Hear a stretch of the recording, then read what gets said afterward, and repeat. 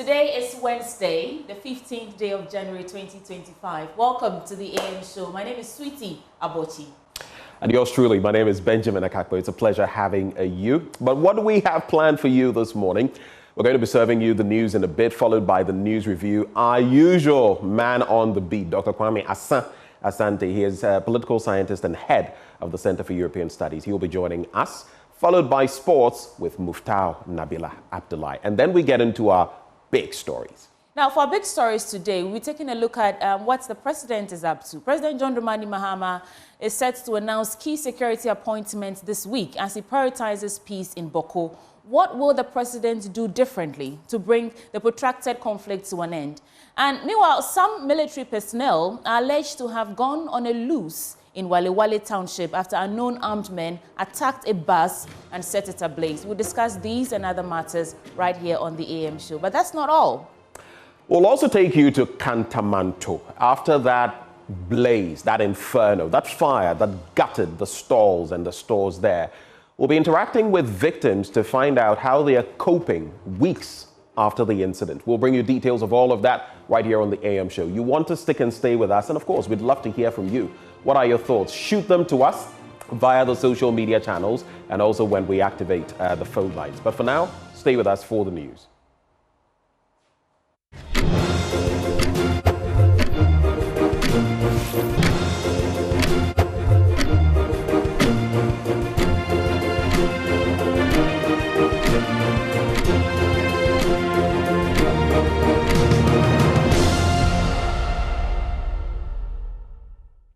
Hi, I'm Sweetie Abochi. Welcome to the AM News. Now, President John Dramani Mahama is taking a tough stand 1 week after his inauguration as President of the Republic of Ghana.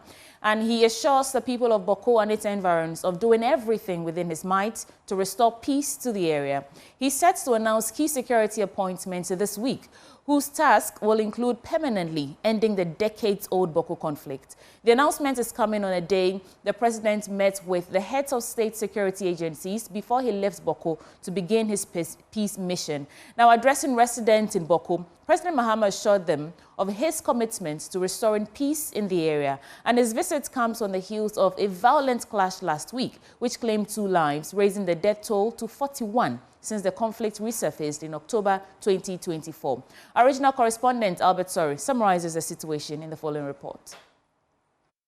The Bawku Chieftaincy conflict between the Kusasi and Mamprusi has a long, complex history dating back to the 1930s. The recent resurgence of the conflict, starting in 2021, has resulted in hundreds of deaths and had devastating consequences for the town's economy and residents. The once thriving town in the Upper East region has been reduced to a shadow of its former self, with a dusk to dawn curfew and a ban on motorcycle riding imposed by the government. The conflict has severely impacted key sectors such as health, education, and commerce. Many businesses have closed due to safety concerns, and schools struggle to remain open. Despite the challenges, Bawku successfully held a peaceful election last December. However, sporadic violent incidents continue to occur, indicating that the conflict is far from over. Past governments have attempted to manage the situation, but their efforts have been insufficient to bring lasting peace. This new John Mahama-led NDC government will face the daunting task of resolving the conflict. It remains to be seen, however, what new measures this government will adopt. President Mahama is set to announce key security appointments this week, like I said earlier, and this will include permanently ending the decades-old conflict in Bawku. But let's move on to other stories now. Now, the Chieftaincy Minister, Stephen Asamoah Boateng, has been detailing what the previous government has done to resolve the crisis so far, as he advises against appointing a regional minister from the 2 feuding factions. At one point, I was moving so smoothly, getting all parties involved in talking. Indeed, I went to my own old man father Abugrago Azigri Azoka, the second of Bawku, the Bawku Naba. I also went to the Nairi and also went to the palace, and I got the two talking to me. It was difficult before I came into the ministry for them to share their innermost thoughts. But they were talking, and that gave me the opportunity to present a paper to Cabinet, and for Cabinet to find a solution that takes the politics out of it. Because that's how I found out that politically there were undertones. And so me being a politician as well, but we must take ourselves and give it back to the chiefs. And so we then handed over the responsibility of finding the peace led by Otumfuo, the Asantehene, Otumfuo to the second. What do you think this government should not be doing in trying to deal with the Bawku issue? First of all, don't appoint a native of the Bawku or the Kusak to be the regional minister. That's number one. Don't do it.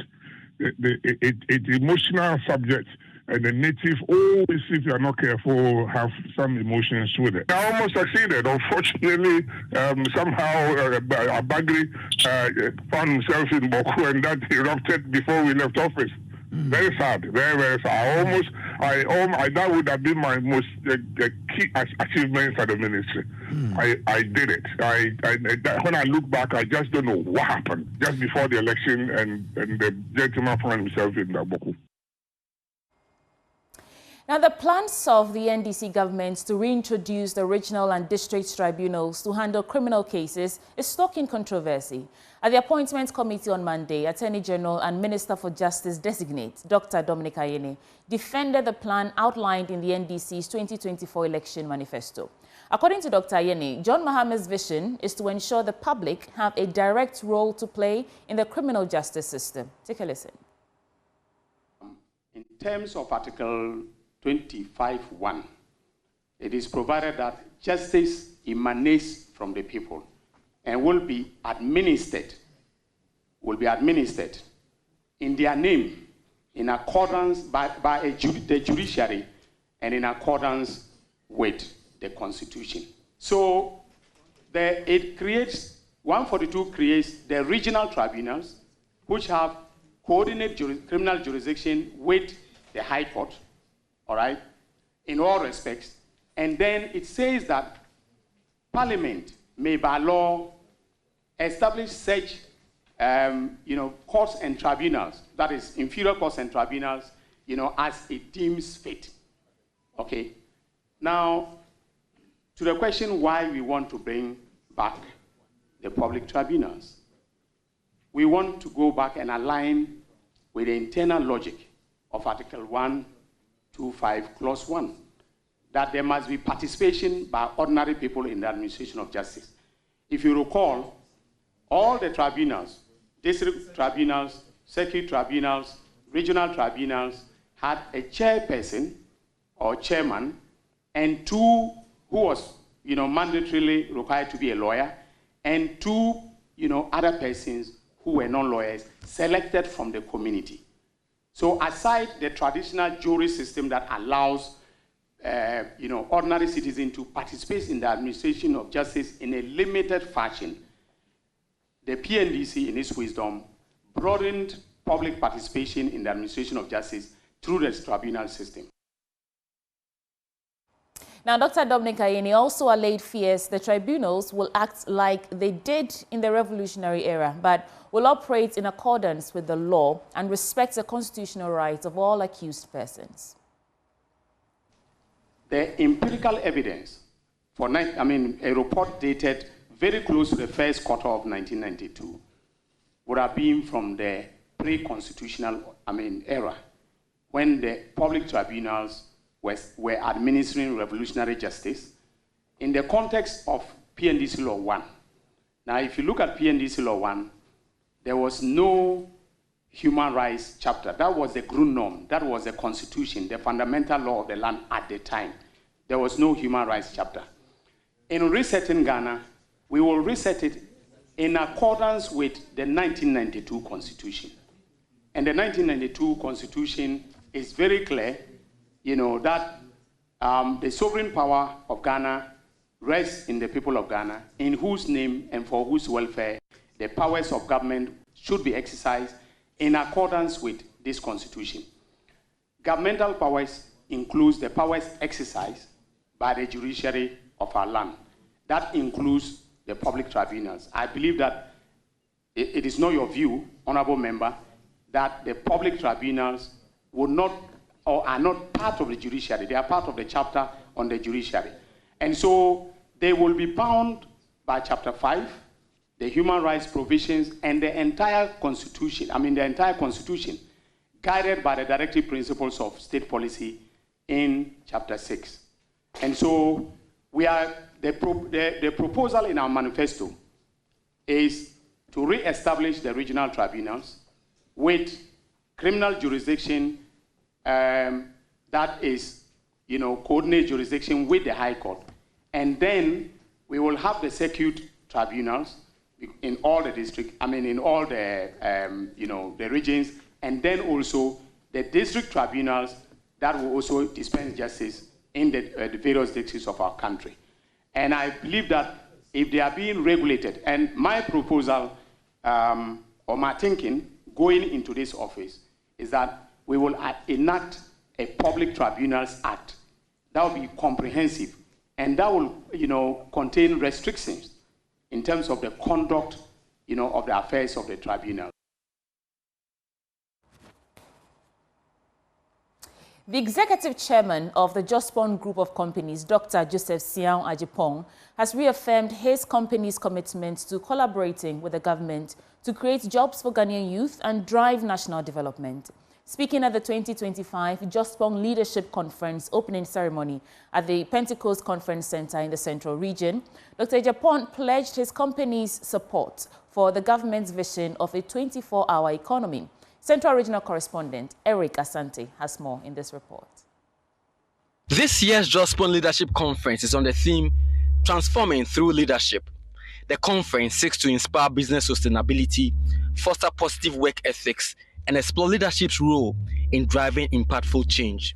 The executive chairman of the Jospon Group of Companies, Dr. Ajipong, addressing staff members at the opening ceremony, pledged his company's support for the government's vision of a 24-hour economy. President Mahama brings hopes, and his ideas and the manifesto that has been clearly defined brings hopes. We're going to work with government in partnership in the development of this country as we create jobs for our youth and support the green economy of this country.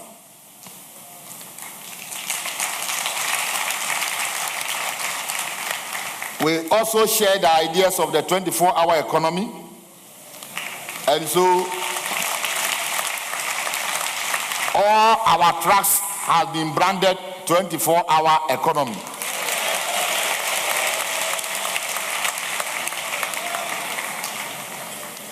We are a company that will work with government, and so we are committed, and we want to pledge our full support to every endeavor and every programs of government, and we humbly want to say that we pledge our sincere commitment to the development of this country as far as green economy is concerned, and in other areas that will create opportunities for creating jobs for our youth. The annual event brings together speakers to discuss the vision and focus of the company in the upcoming year. Dr. Ajipong called on the participants to embrace leadership with a purpose. This year's conference theme, or the theme for this year's conference, is Transformation Through Leadership. And it captures our mission to improve lives and inspire progress. It challenges us to lead with a purpose, driving meaningful change with our organization in the communities that we touch. Transformation is not just about growth. It is a profound evolution, a bold reimagining of how we think, operate, and influence the world. As John Maxwell wisely said, and I quote, "The higher you want to climb, the more you need leadership. The greater the impact you want to make, the greater your influence needs to be, unquote. These words remind us that transformation requires courage, resilience, and unwavering ownership of our actions. As we exploit this theme, let us remember that transformation begins within us, with the vision to dream big, and the strength to overcome challenges, and the ability to inspire others.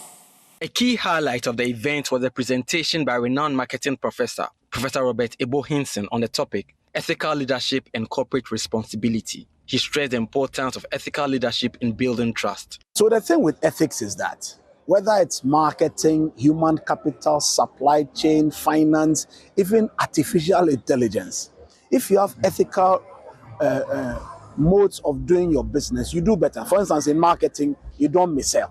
You don't go and make promises you know you can't keep. In supply chain, you are very careful about where you source your raw materials from. Because if you are sourced from a country that's notorious for child slavery and child labor, you are not being ethical. When it comes to finance, there are ethical rules to follow. When it comes to the whole green and sustainability agenda, so an ethical posture helps you to do better in all the functional disciplines of business today, whether it's marketing or finance or human capital. So, like I said earlier, more ethics, more wins. And especially in a new technological era, AI also brings new ethical dilemmas. So you need to master what the requirements are in an AI age so you can do better. Some motorists in Kumasi have welcomed the NDC government's intentions to reintroduce road tolls. The erstwhile NPP government abolished the tolls to make way for the introduction of the electronic levy and other revenue generation forms. However, during the vetting in Parliament, Finance Minister-designate Dr. Kesola Toforson hinted at plans by the new government to scrap the e-levy to reintroduce the tolls. Some motorists in Ghana's second-largest city support the decision, but called for further dialogue and consideration of e-levy's impact on the economy. Ghanaians, we don't pay tax. So for each citizen to pay tax, there has to be a road tax. The e-levy, me in particular, the e-levy, that shouldn't be cancelled. Because government, the place where government gets its taxes from is only through harbour. But the e-levy that Nanado brought, people were paying direct tax to government. And government was using those money for roads. It will come to help because they said they will remove the e-levy. If they remove the e-levy, they should bring back the road toll. So for me, there is good. Road toll, I wasn't happy with the past government when they scrapped the road tolls. Road tolls help the hawkers. When the Burkinabés come here, they transport their goods without paying the tolls. Oh, road toll there, because if it comes back, it would really help. We need revenue from the tolls to reconstruct our roads.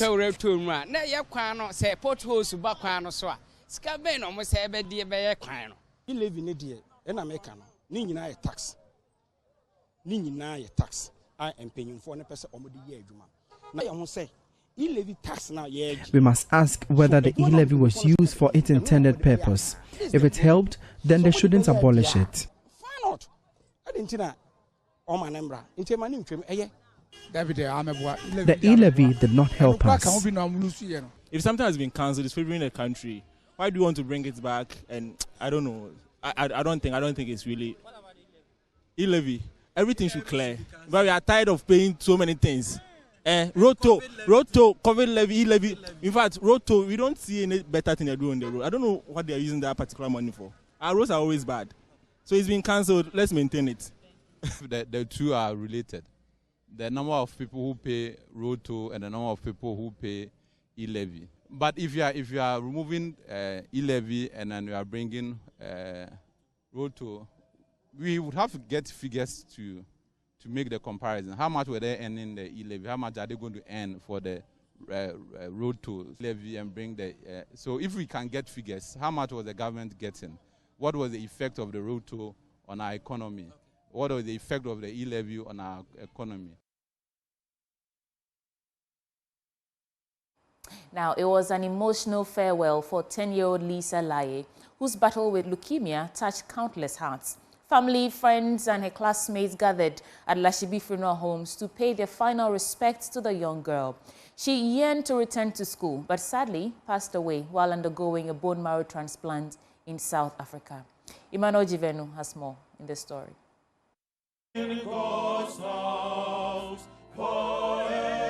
Lisa's dream of returning to school to join her friends could not happen.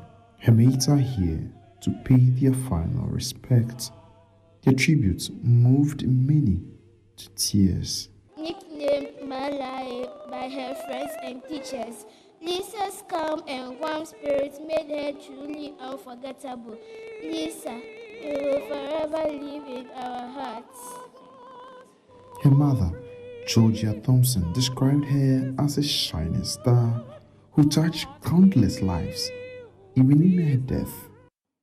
Your stay on earth was short, but you gave me so much memories to live with. They will remain with me forever. You touched a lot of lives. Even in your death, you are still touching lives. Because of the star you are, your story has been heard all over the world and has created awareness for others.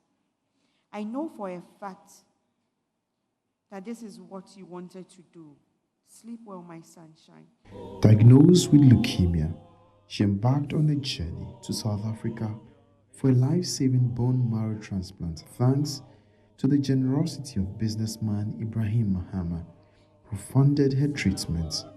Her dream of becoming a pediatric oncologist and helping others fight cancer is now an inspiration to many. Only 10 years. But Lisa lived effectively. And I can testify of it.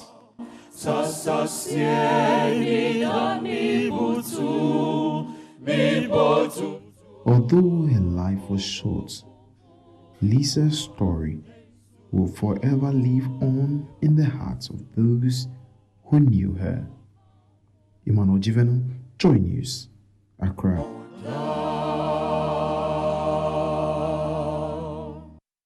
Oh, may the soul of Lisa rest in peace. And that takes us to our business updates now with Benjamin Akapo.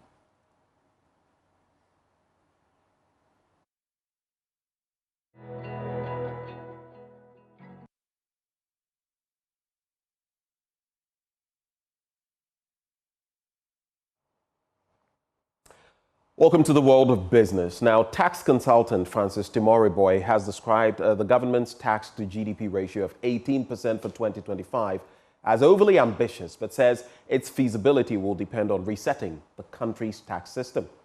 According to him, the current tax to GDP ratio of 14% falls short of the global minimum requirement of more than 15%. Speaking to Joy Business, Mr. Timoriboy said, although the target may be achieved, its viability will depend on enforcing compliance and engagements.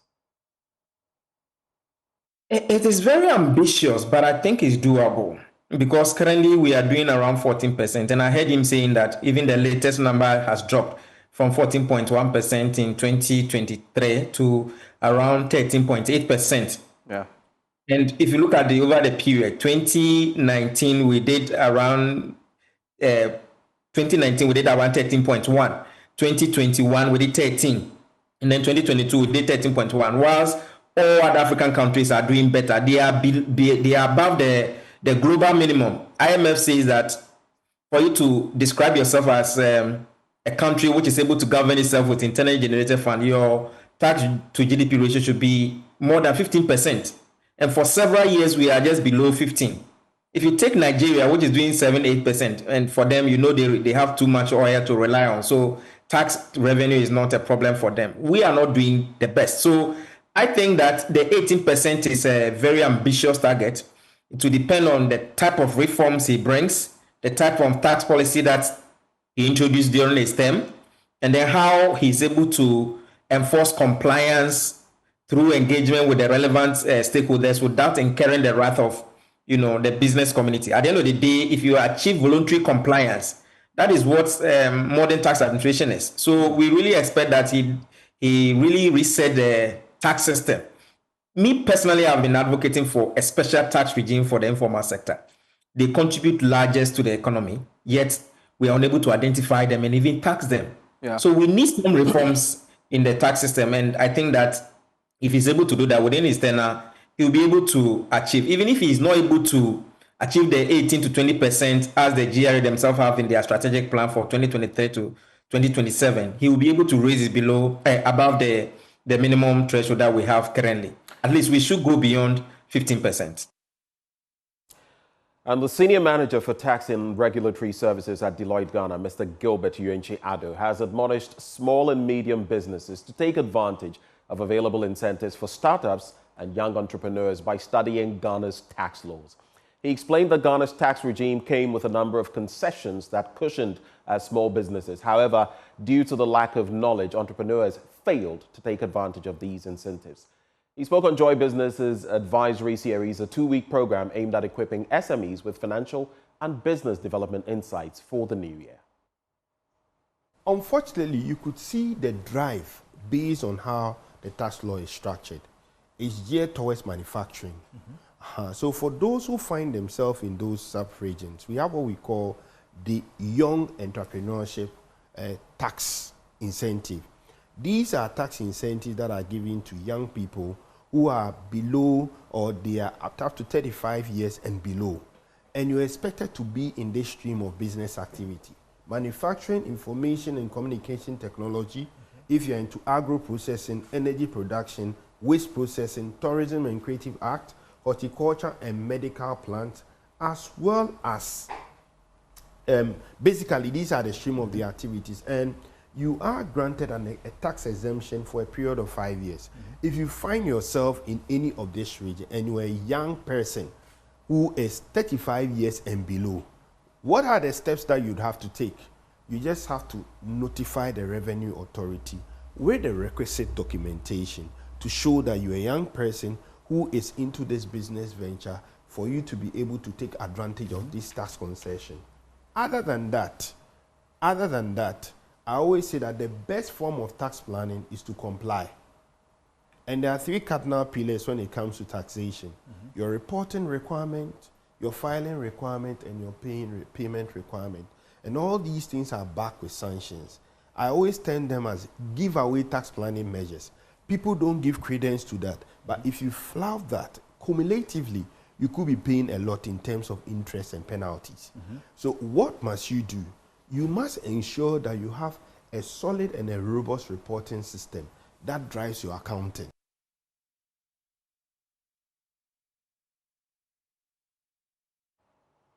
And that's how we cap off business for this news bulletin. Handing over back to Sweetie Abochi.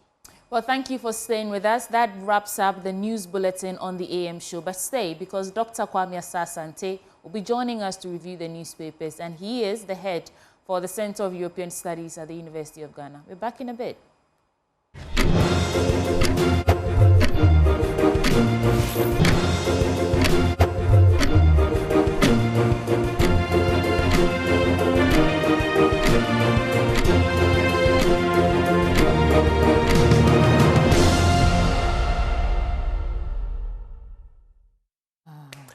Time now for the news review on the AM show, and I have my in-house guest. Can you guess? Sweetie Abochi is right here. I'm going to grill her like tilapia in just a bit. And then shortly we'll be joined by our formal guest, Dr. Kwame Asante. He is a political scientist and head of the Center for European Studies at the University of Ghana. But Sweetie? Yes, Benjamin. It's been an eventful week. I just recalled Dr. Rashid Draman saying that the appointments committee's vetting has become a sort of theater. And then I was just thinking about some of the scenes. Yeah. It's like, oh, okay, excellent. You know, in literature, when it's time to walk off curtains and all that. But I don't know what your most relevant or biting story has been this week. Oh, and of course, there's also the story of the little girl who, it touched me because I had a personal something in there, and I interacted with Jivenu on this issue. Ibrahim Mahama was kind enough, because you remember there had been another girl who I don't know whether it was kidney related end stage, had given out some $25,000, and this one came up and over $100,000 went to South Africa, unfortunately, when her colleagues were speaking. 10-year-old, when it just got me, emotional. They were almost choking with tears. Yeah. Ben, most people had hope that a philanthropist, a good Samaritan, had stepped in to take care of the bills, to help this girl, live her dream life. But unfortunately, looks like God had his own plans. But if you ask me, my most, significant, or the highlights of this week for me, really, it would be the president's visits to Bawku and his attempts to bring an end to that decade-long conflict. I'm not sure exactly how he's going to do it. I understand he's going to appoint some security ministers and all that, but I really hope that, this is the first step to actually bringing this conflict to an end, because to say Ghana is the beacon of democracy, we are, largely a very peaceful country, and then there's some parts in this country where people can pick up arms and kill each other. And I understand the death toll has risen to, I think, 41 or so, It's not a good look for us. So I'm really excited that the president has prioritized this, and I hope that his efforts come to fruition. Yeah, that would be it for me. All right, so we have Dr. Kwame Asante now. Doc, good morning. Good morning, Ben. Good morning, Sweetie. And good morning to our viewers. It's good to see you. Happy to see you all. Yeah. With a lot of energy. Yes. Well, hopefully we'll get to match you. You also come with a lot of energy all the time. A few interesting issues, but I'll leave you to share your thoughts quickly with us first, and then we'll get into the papers. Over to you, Doc. Yeah, Ben, today I want to take the opportunity and respond to something that my attention has been drawn to, circulating in the social media, that I have said that the e-levy be maintained. Right. I want to set the record straight here. It is all propaganda with all its negative intentions and all that. And there's a malicious story going around. But if people care to know, my position has always been that as a political scientist, under state capacity, the state has a duty to generate revenue from within to run its affairs.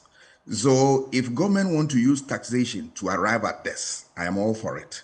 But the problem that I have is that the magnitude of the taxation, in other words, the incidence, how high is the tax and all that, my argument has always been that if it is lowered, and then to the barest minimum that people can accommodate that, then we are good to go. But to cancel a tax, I have never been part and parcel relative to an e-levy. And so I want to state it clearly here that all that people are reading from social media that I have said that, at a point in time I said the e-levy should be scrapped, and today I'm saying that they should bring it back, is all lie, it's all propaganda, and there's no truth in that. And if people want to understand this more and have more evidence, just Google Asante /e-levy 2022-2023. The stories are there. You'll be inundated with a lot of information about e-levy and my position on that. Ben, you recall, you and I had a number of interviews on that, and those videos are all there. If people want to know what I really said, just Google Asante /e-levy 2022-2023, and you'll be amazed with all the information there. So I want to use this platform to tell everybody that all those stories about me relative to e-levy is nothing but mere propaganda, and it is intended to work against me, but it will not fly because my position remains resolute. Right. That I support the cause of the state at all times. It doesn't matter whoever is championing a certain political cause. I am all for the state. Nothing more, nothing less. And if I may just, add to what you've said, what I saw, it quotes you as having said, for example, I'll not mention the sites that put this up. One says, they put it side by side. E-levy, government has failed to listen to Ghanaians. Asa Asante. And then the other one says, e-levy has the potential to provide us with significant resources. Don't scrap it. So they talk about when the MPP was in power, what you said, and when the NDC was in power. But I think if you look at it critically, it doesn't point to a shift. Here's why. If you look at the first one that says government has failed to listen to Ghanaians, you were not saying it was a bad thing. All you were saying was that in that instance, people were saying, don't do this, at least not for now. Yes. And we can go back to VAT. Yes. And Ben, let me just at the add, time, that was a conversation I had with you. Yeah. And that I said that government has failed ab initio by not talking to stakeholders on the matter. Now that you are talking about it, get back to stakeholders and then reduce it to the minimum. And Ben, let me add that if people want to even get certain stories straight away, 26 January 2022, Joy News story is there. 4th May 2022, Joy News story is there. And a lot. I remember I went to Kokroko and Kwame Sefakan asked me, government has reduced it to 1%. What is your position on that? And I said that I support the president like a witch. And if Ghanaians want to know more about it, just type Asa Asante, I support the president like a witch. And you see the story in Ghana Web. Right. So what are you talking? All right. Well, these things happen. Take it. Don't take it. No, I'm cool. I'm cool. Criticisms are part and parcel of what governance processes. But I'm saying that proceed with integrity. All right. And then I am very careful about things I say. I'm sure people have noticed that. The things I say, I am very, as a journalist, as a political scientist, my image is more important. So I'm very, very careful. And I don't belong to any party. You can do a search in all the parties. I'm not associated with any party. I'm associated with Ghana. Thank you, Doc. It's really sad sometimes when people take your words out of context. Eh? Have you experienced that before, Ben? Oh, what do you mean like before? All the time. It happens. All the time. Right. Let's get into the newspapers now. I have the Ghanaian Times newspaper. On the front page, of course, the Vice President is here. And she says we'll provide sustainable growth opportunities for all. That's the first story I want to start with. But the headlines, President nominates 10 regional ministers. Yes, another major one. Regional district tribunals will not usurp powers of courts. Dominic Ayeni, I'm trying to clarify over there. VRA grid code not for privatization. And Energy Minister designate says. The last I heard of Nana Jane, the Vice President of the Republic of Ghana, I think it was when the Israeli diplomatic group paid her visits, and Ghanaians were just angry that she's being warm with Israel. You know, it's Israel after all. What they're doing, the massacre, all that we are hearing and reading in the stories. So I'm glad to see that there's something else positive. So let's get into the story.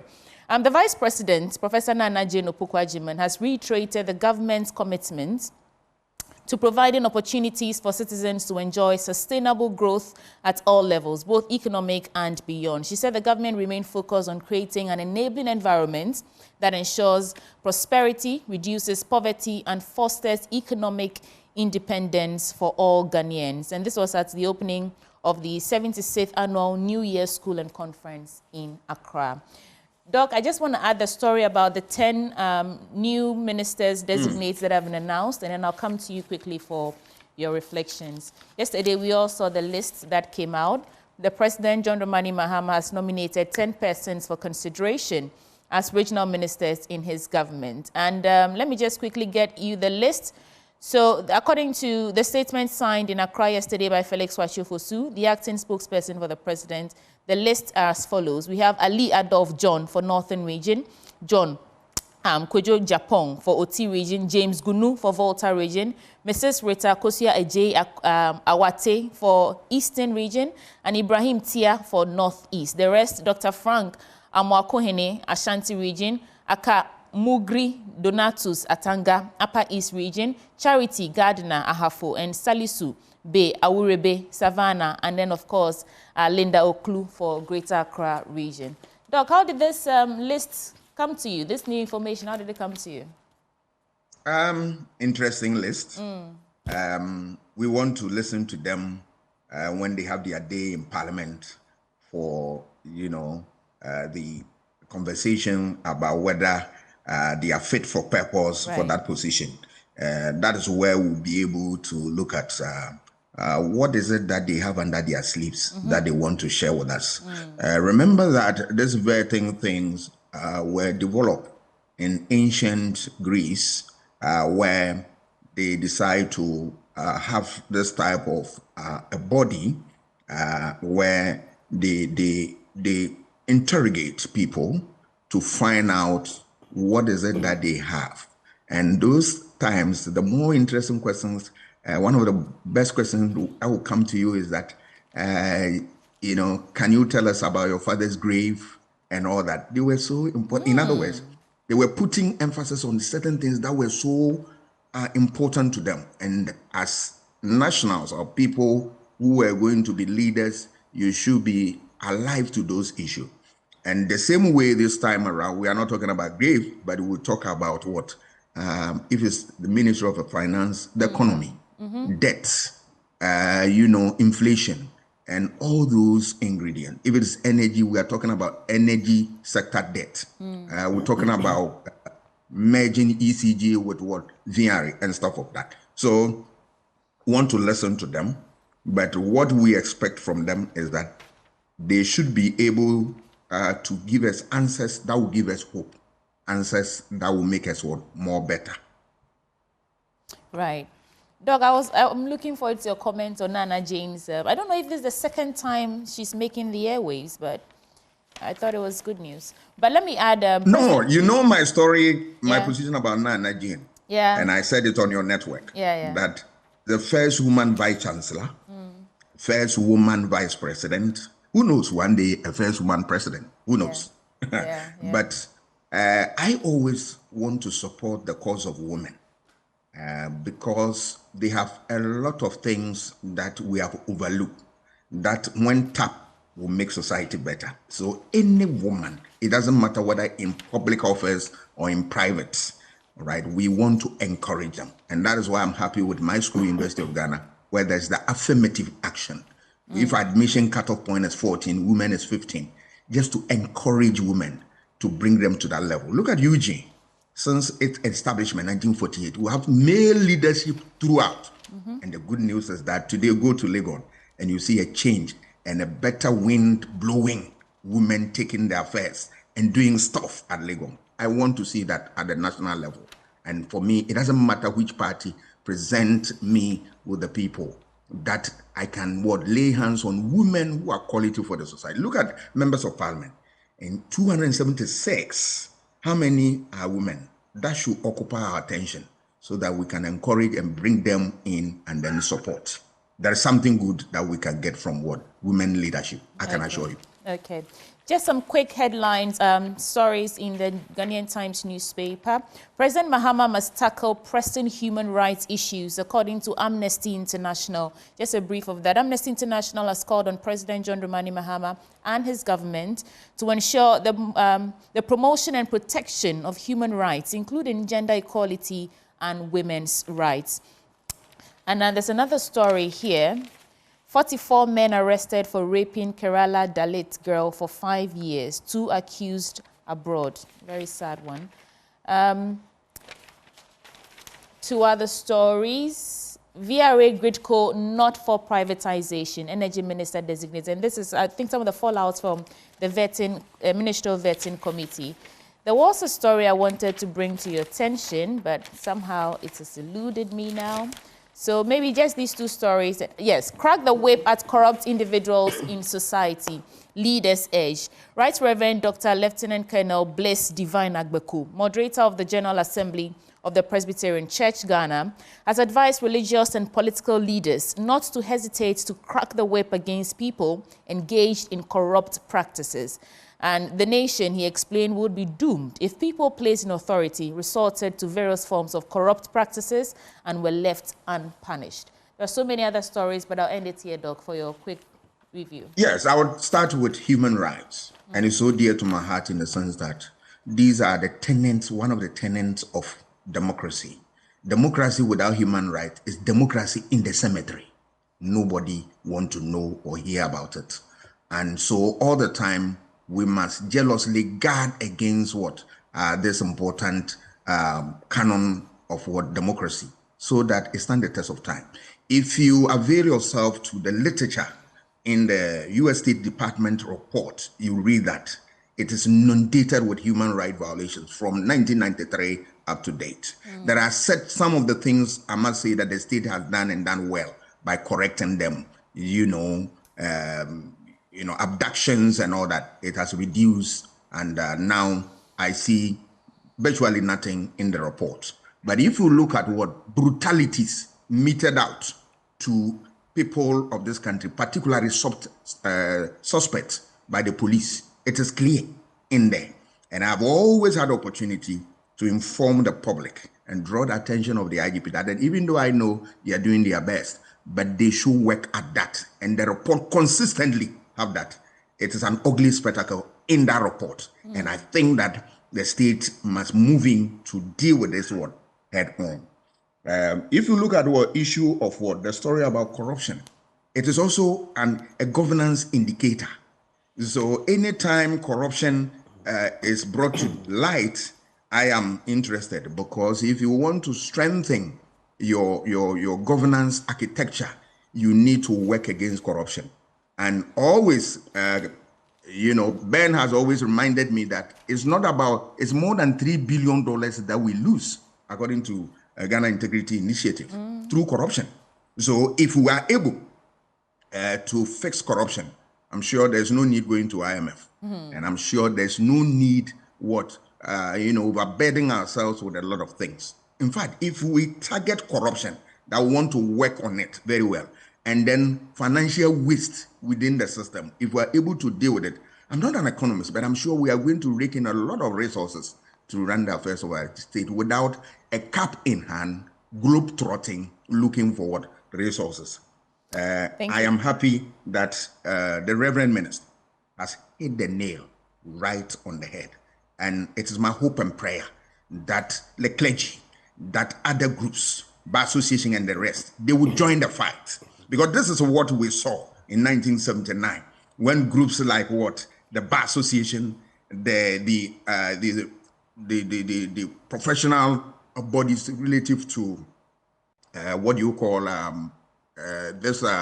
health groups, I've forgotten the technical name, they stood up for these things. I urge them to stand up and let us fight corruption. Thank you, Doc. Ben, your paper.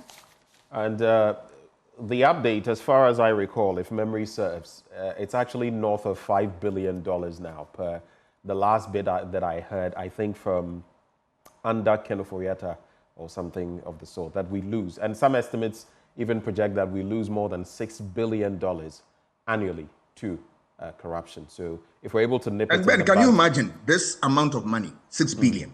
We are looking at $3 billion from IMF. So $6 billion, we are good to go.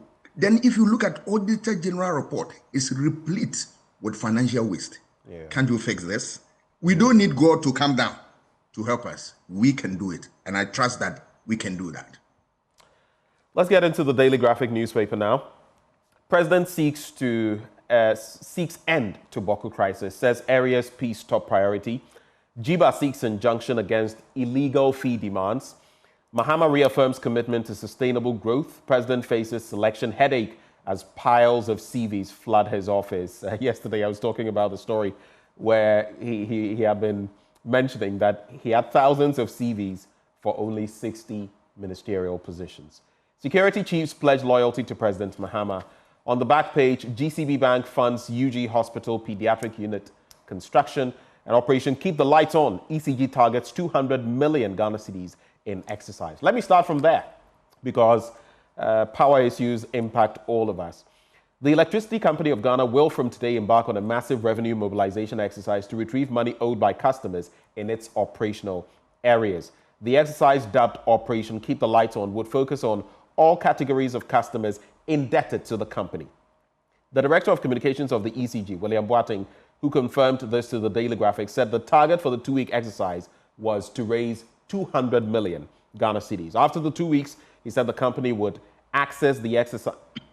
Okay, so I think this should have been assess, not access. Would assess the exercise and see what it had done so far and then plan ahead again. And of course, the ECG issue has come to the fore in respect of the cash waterfall mechanism situation, and then in respect of the energy sector debt, which currently stands at $3 billion. You do the calculation in cedis, you are looking at just about 45 billion Ghana cedis. So it's a situation on our hands. I'm sure you listened to John Abdullahi Jinapo while his vetting was ongoing, and some of the comments he passed about resolving these matters once and for all. And then Indigenous Bank, GCB Bank PLC, has cut the sod for the construction of a pediatric unit for the University of Ghana Hospital. The facility is expected to enhance the hospital's capacity to deliver quality healthcare to children and their families. The project, to be fully financed by GCB Bank PLC, is expected to be completed in 14 months and will provide a facility with the best international standards. And I'm really happy about some of what is happening in the University of Ghana as far as health is concerned. Any quick reaction to these stories before I go to the one? I will start with the Bawku story. Okay, so I've not delved into the Bawku story yet. Do you want me to then just read a little bit so that yes, a little will do as good. All right. So President John Mahama has initiated moves to end the cycle of violence in Bawku, pledging to broker lasting peace between the feuding Mampusi and Kusasi communities, whose members have been embroiled in a protracted dispute over land ownership and chieftaincy rights. I'm sure we are fully aware of the details, so I'll not belabor the point, only to stress that in Wale Wale there have been some additional incidents, some attacks, and all of that. Now you can go ahead with the three stories. I like the move by the president, straight away hitting the ground running, and I also want to pay tribute to the former president, the effort he also put in there, to the extent that the last election you saw that even though we were worried that we were going to have incident, but it was peaceful. Kudos to the former president and its government. But let's look at what John is doing now. Brilliant one. And that is how we have to do it. And he has to continue and make sure that get a feuding party together, listen to them, let us have a third party neutral, if possible, to be able to look at the issues and deal with it for us. Because this is one group of people. We are the same group of people. So whenever there's a problem like that, it affects development, growth of everything. Remember, there was a point in time that the court had to shut down simply because of insecurity and all that. We don't want that. So this approach is very good. I listened to Asamoah Boateng. He also made a very important statement that don't appoint anybody from the feuding factions. That is a very wise counsel. And I think that the president will have to incorporate that into his scheme of things and then get these problems solved. The issue of ECJ. ECJ is supposed to be the golden hen that will lay the golden egg for all of us. I don't know why we are in this sorry state. Revenue collection and all that. You saw the former MD, the effort he put in getting resources. It was very, very interesting. And then events took a different turn. And then he left office in a certain circumstance that we are yet to understand fully the issues. But we can take it from there and then have leaders who will make sure that revenue collection in that regard can be done effectively. I speak to lawyers, and they say that there are lawyers who are very good in revenue collection. They will collect it for you. I can assure you. If there's a need to get them on board and let us get our monies back.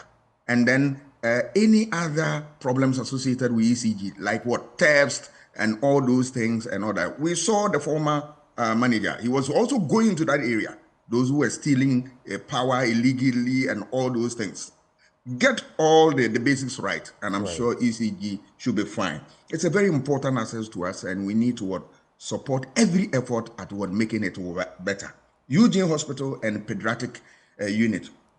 I don't know whether we still, the Children's Hospital is still functioning effectively in town. I haven't been to town for a very long time. I always hide in my You mean, is it the Princess Marie Louis Hospital? Is that the one? I think so. In Accra? In Accra, around Arena. I haven't gone there for a very long time. Let me just say that from what I know, they are facing great challenges. Let me just leave it at that. Some of the stories we've been told, and by medical doctors, it's not a good deal. And this is practically the sole children's hospital focused on children in at least the region. I don't know whether in the entirety of the country, and the state is not exactly the best. I'm saying this because when I was a little boy, my mother was telling me, yeah, this is the hospital that I was bringing you to for health checks and all those things and all that. So you expect that by now we have stepped up our game and developed the place to the highest. You will not understand this thing until you are caught in a certain situation like this. My first son that I lost, and then we had to go to hospital. And then there was a test we had to do. They said we had to go to Nigeria. Can you imagine this? Imagine it happened to a cocoa seller, a watch seller, my mother and all that. Where are you going to get resources to do this? So if UG has seen all that and then want to start up a program like this, I am all for it. Yeah, because we need more of such hospitals so that people would not regret being members of this society. Sometimes I watch television and you see a lot of cases, people on TV screens begging, asking for funds that my child is suffering this illness or another, and I need resources, and people have to come to their rescue. This should be the work of the state, and we must find a clever way by which we can do that. So Eugene has started this. I think I support Eugene. Let us also support Eugene to make it what a reality. All right. Just a few quick stories, and then I'll cap it off. There's this editorial, Oral Must Work, Not Injure Reputations. You can grab details of that on page 7 of the Daily Graphic newspaper. There's also Arrogance of Power, Nemesis of Breaking the Eight. That's another opinion piece in there. Let me go to pages 16 and 17. Asante-Hene warns against casual invocation of Asante-Man Great Oath. District Whistleblowers Agency in the offing. Minister Designate for Justice hints at vetting. And he says the government intends to set up a whistleblower or whistleblower agencies across all districts in the country to help fight corruption. On the international front, which is where I'm ending, homegrown malaria in the U.S. implications. Then Gaza ceasefire deal in final stages. That's according to Qatar. And I found these stories interesting. Zimbabwe's ZANU-PF wants to extend president's term by 2 years. I don't know what it is sometimes with some African leaders and wanting to be at the helm. We've had leaders there for 3 decades and the rest go to Equatorial Guinea, go to Cameroon, go to some of these countries. And you ask yourself, after all these terms, what do they have to show? And are they the only people who can do something for their countries? And finally, rescuers pull 6 more bodies from South Africa mine. I've read stories where supposedly some of them have had to feed on, is it rats, cockroaches, and even human flesh just to stay alive. This is crazy. But anyway, there's a famous law case that talks about such cannibalism in the past, but let me not bore you with that. Any quick reflections on this before we move into other I will start with ORA. ORA is a good body. I have supported it and I'll continue to support it. But I am also alive to the fact that people's reputation need to be safeguarded at all times.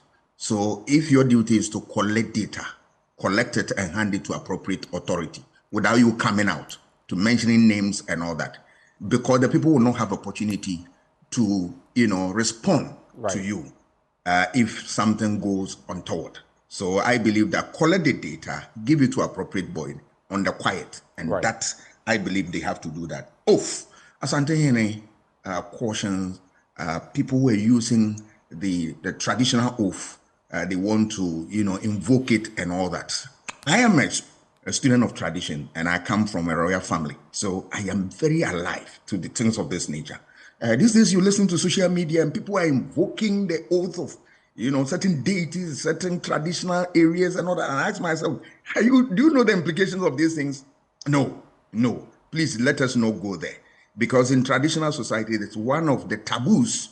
You don't cross that line. Before you invoke any of such things, you need permission from the palace and all that. If they call you to order, you'll be so sorry. So please, people who are not aware of these things, stay away from oath and then, those incantations and all those stuff. Please stay away.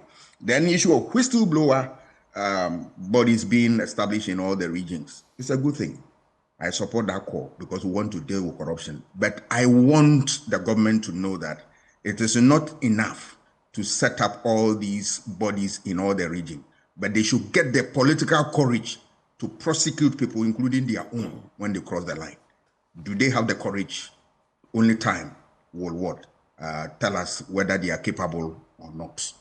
And then the last one is the ZANU-PF issue that they want to extend their mandate. We call it in political science third-term agenda. In recent time, we have even a fourth-term agenda.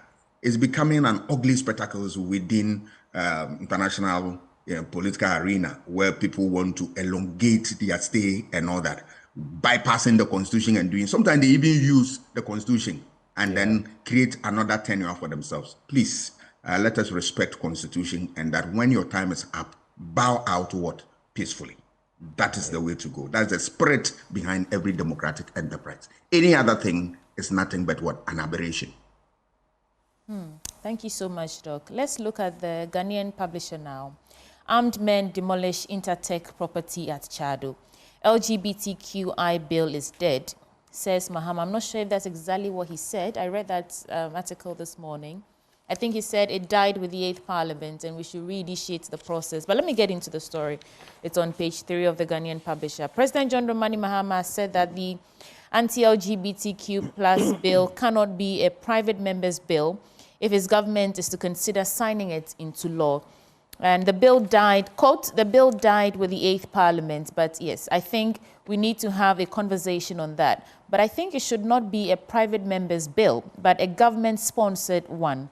We already know, this is the Catholic Bishops' Conference saying they already know the position of the president on the issue, but they are also hopeful that he will sign it into law, to which he responds that, I don't know what the promoters of the bill intend to do, but I do think that we should have a conversation on it again, so that all of us, if we decide to move forward with that bill, move it forward with a consensus, and probably it shouldn't be a private member's bill.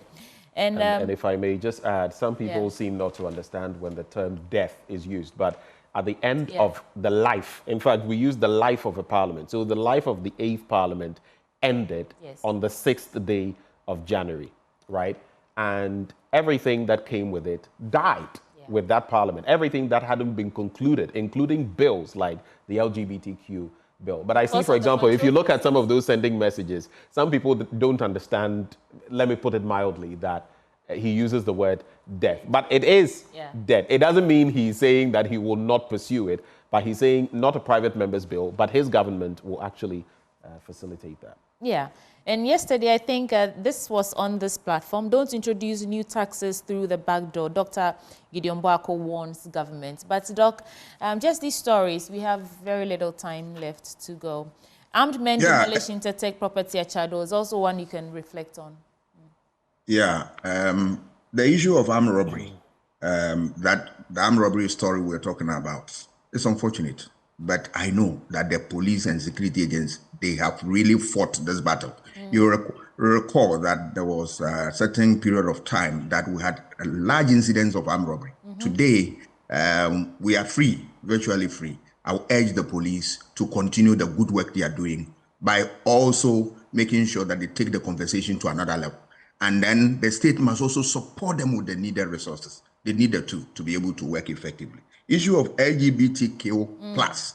I will leave it with the president. He has made a statement on that, and we want to see how he carried that statement to its logical conclusion. I wish the president the best of luck in all that he's doing, including this bill that he's looking at, so that at the end of the day, his word will be taken for it in a more serious manner. Okay. Thank you. And just headlines on the other papers. The Accra Times has balanced your duties with demands of constituents. Clerk to MPs. Speaker Bagbin charges new MPs to build good image for themselves. Akufo-Addo, 2 others to answer for National Cathedral as Mahama probes misuse of public funds.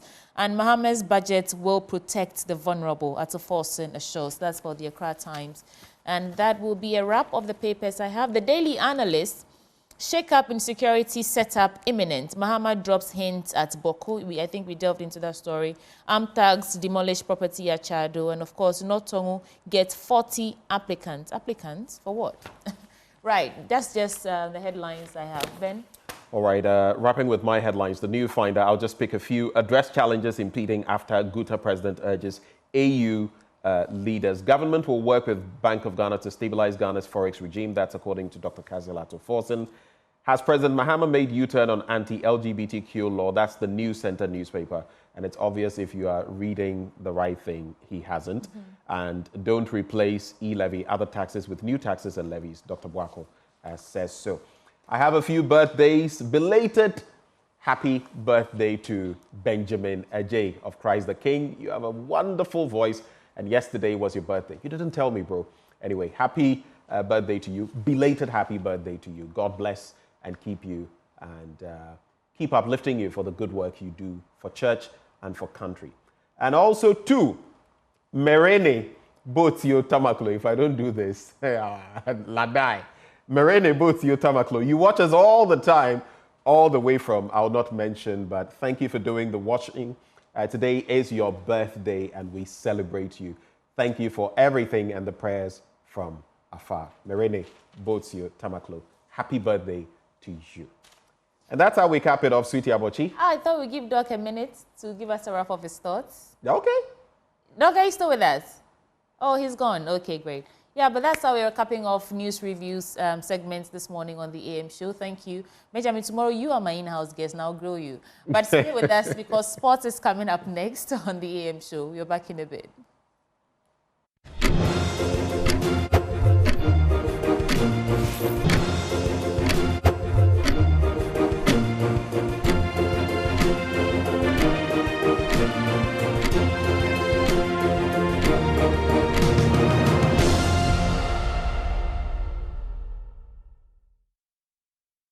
Time now to bring you sports here on the AM show with me, Muftao Nabila Abdullahi. Joy Sports understands that the president of the Ghana Football Association, Kurt Okweku, has filed his nomination to contest for the position of a CAF Executive Committee member. According to sources, Kurt Okweku will be running for this post unopposed after the Wafu Zone B bloc decided to unanimously back him to represent them on the CAF Executive Committee. In March 2021, Mr. Okweku struck a deal with the then Wafu Zone B president, who also happens to be the president of the Niger Football Federation, Jibril Hamidou. And in that agreement, Jibril Hamidou was allowed to go to contest for the position of CAF Executive Committee, while Kurt Okweku replaces him as a Wafu Zone B president. What we've picked up is that Jibril Hamidou is going to contest for the position of a FIFA Council member. Hence, Mr. Okweku has also been given the nod to climb to the role of representing the CAF Zone B bloc at the CAF Executive Committee. And if you go on my Joy Online, that we published that story last night, where we stated that the Zone B bloc has also decided to unanimously also back Jibril Hamidou to contest for the position of a FIFA Council member. And let's still stay on Ghana football. And the president of the Ghana Football Association, he has begun steps to reconstitute the management committee of the Black Stars. According to Joy Sports sources, the committee will be made up of former Black Stars captain Stephen Appiah, Randy Abe, who happens to be an executive council member of the Ghana Football Association, the chief executive officer of Samatex, Richard Giansentre, and the Greater Accra Regional Football Association chairman, Samuel Abuabri. These are the people Kurt Okweku has spoken to so far. Per Joy Sports sources, Kurt Okweku engaged Stephen Appiah about joining the committee during Randy Abe's birthday party, which happened somewhere last week. And Randy Abe was also spoken to chair the position as management committee chairman. Richard Giansentre was spoken to on phone, and we were made to understand that he was expected in Accra this week to consult further as to whether to accept the role of serving as a member of the executive committee of the Ghana Football Association. This is because when Samatex won the Ghana Premier League to represent Ghana in the CAF Champions League, the Ghana Football Association decided to give them $15,000 to represent the country in Africa. This is contrary to their standard of giving each member club that qualifies to represent the country in CAF interclub competitions. Previously, especially just last season, Mediama FC was given $30,000. Dreams FC was also given $30,000 to represent the country in Africa. But when it came to Samatex and Instruatruman, they were given $15,000 each. And this, according to sources, is unfair per Richard Insenture, hence his decision to consult further.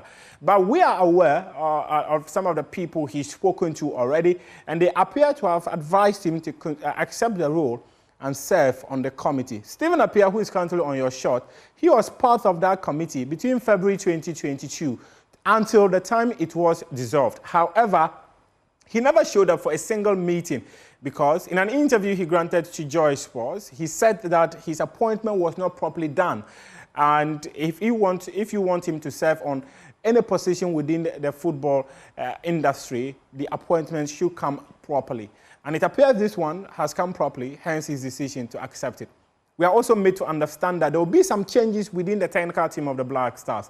There's going to be the recruitment of a team psychologist, and this is going to be the first time the Keto Kreko-led administration is appointing a team psychologist after assuming office in October 2019. We are also made to understand that the team manager, Aminu Shado, is likely to lose his role because the FA has decided to appoint a former player to occupy that position.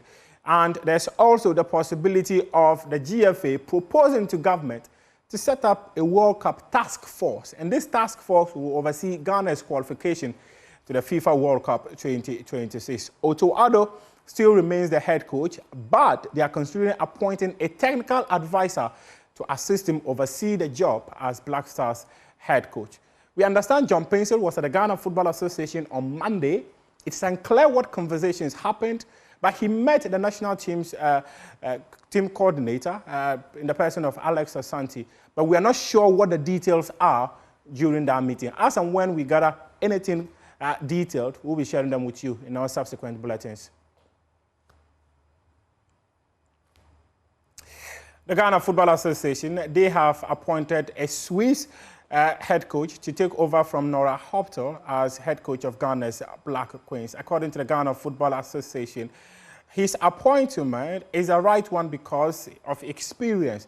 They claim that this man, as you can see on your screen, he was the Swedish Women's League champion with Lyköpings FC. He was also with Cyprus First Division champion with Apollon Ladies, Cyprus First Division best coach in 2020 and 2021, managed Russian Louisville in the USWL. So that is the profile of the Black Queens' new head coach who is taking over from Nora Hoptel after the Ghana Football Association failed to reach an agreement to maintain her. So a Swede has left and a Swede has taken over. King's philosophy of football is to play possessive, attacking, purposeful, and entertaining football, utilizing the skills of his players in the best possible way, thus making him a flexible and adaptable coach. He places a lot of emphasis on discipline, team organization, hard work, teamwork, dynamism, and flexibility. This philosophy merges well with Ghana's football philosophy. With his coaching and experience in women's football, coupled with a background in leading women's national teams or clubs, they believe that he's going to be the perfect person to replace Nora Hoptel, who decided to walk away from the job despite the Ghana Football Association giving him 9,000 euros in her improved contract. She wanted 9,500 euros to stay, but the GFA gave her 9,000 euros, so she decided to walk away. But her previous contract, though, was 5,000 euros. The FA decided to add 4,000 euros more, but she turned it down.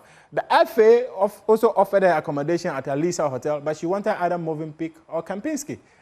What interesting there.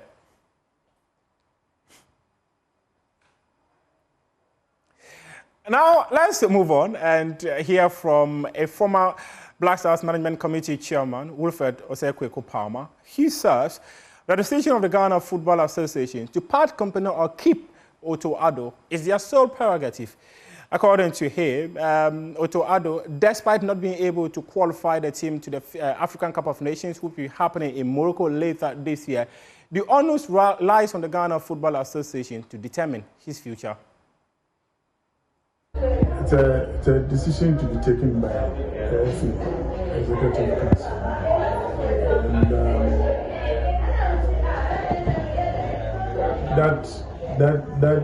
that should not be passed to any political leadership as they try to do over the period. I hope they will live up to that expectation and make sure a verdict is passed on Tado's performance. And the only way he can react is to fire him.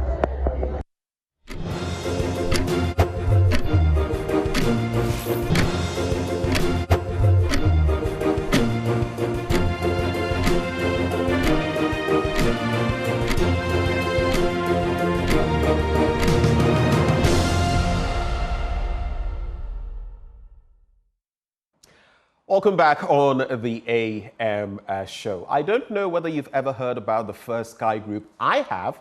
They are a unique and diverse, wholly owned Ghanaian holding entity, and they have so many subsidiaries. But why bore you with the talk? The people who will do the talking are here with us to tell us about the different industries they are in, from hospitality to insurance to banking and a lot more. Well, joining us for a conversation, we have Mersina Kushi Bwampong, the 22nd Thanksgiving Planning Committee Chair and CEO of Serene Insurance. We also have Mercy Abana Esubonting, Deputy General Manager, Western Serene Atlantic Hotel. Both of them join me for a conversation. And I was just teasing them earlier that it's going to be a merciful conversation. Yes. Mercy and Mercy, good morning. Good morning. It's good to have you join the conversation. Yes, thank you. Yeah. But let's talk about the First Sky Group. I know about the group, but I'm sure there are some people who don't. So tell us, what is the First Sky Group? Thank you very much, dear. And good morning to your valued listeners. First Sky Group, as you said, is an indigenous group of companies. It was set up by the visionary leader, Eric Sedi Kutochi, together with a wife, Rose Akusu Kutoche, 22 years ago. They started with a construction company, which is First Sky Construction Limited, which is an A-rated construction company, which has done a number of roads. Right. And somewhere last year and 2 years ago, it was recognized as the best insurance construction company in Ghana. And they've won awards across the world as well, even within the West Africa and the African sub-region.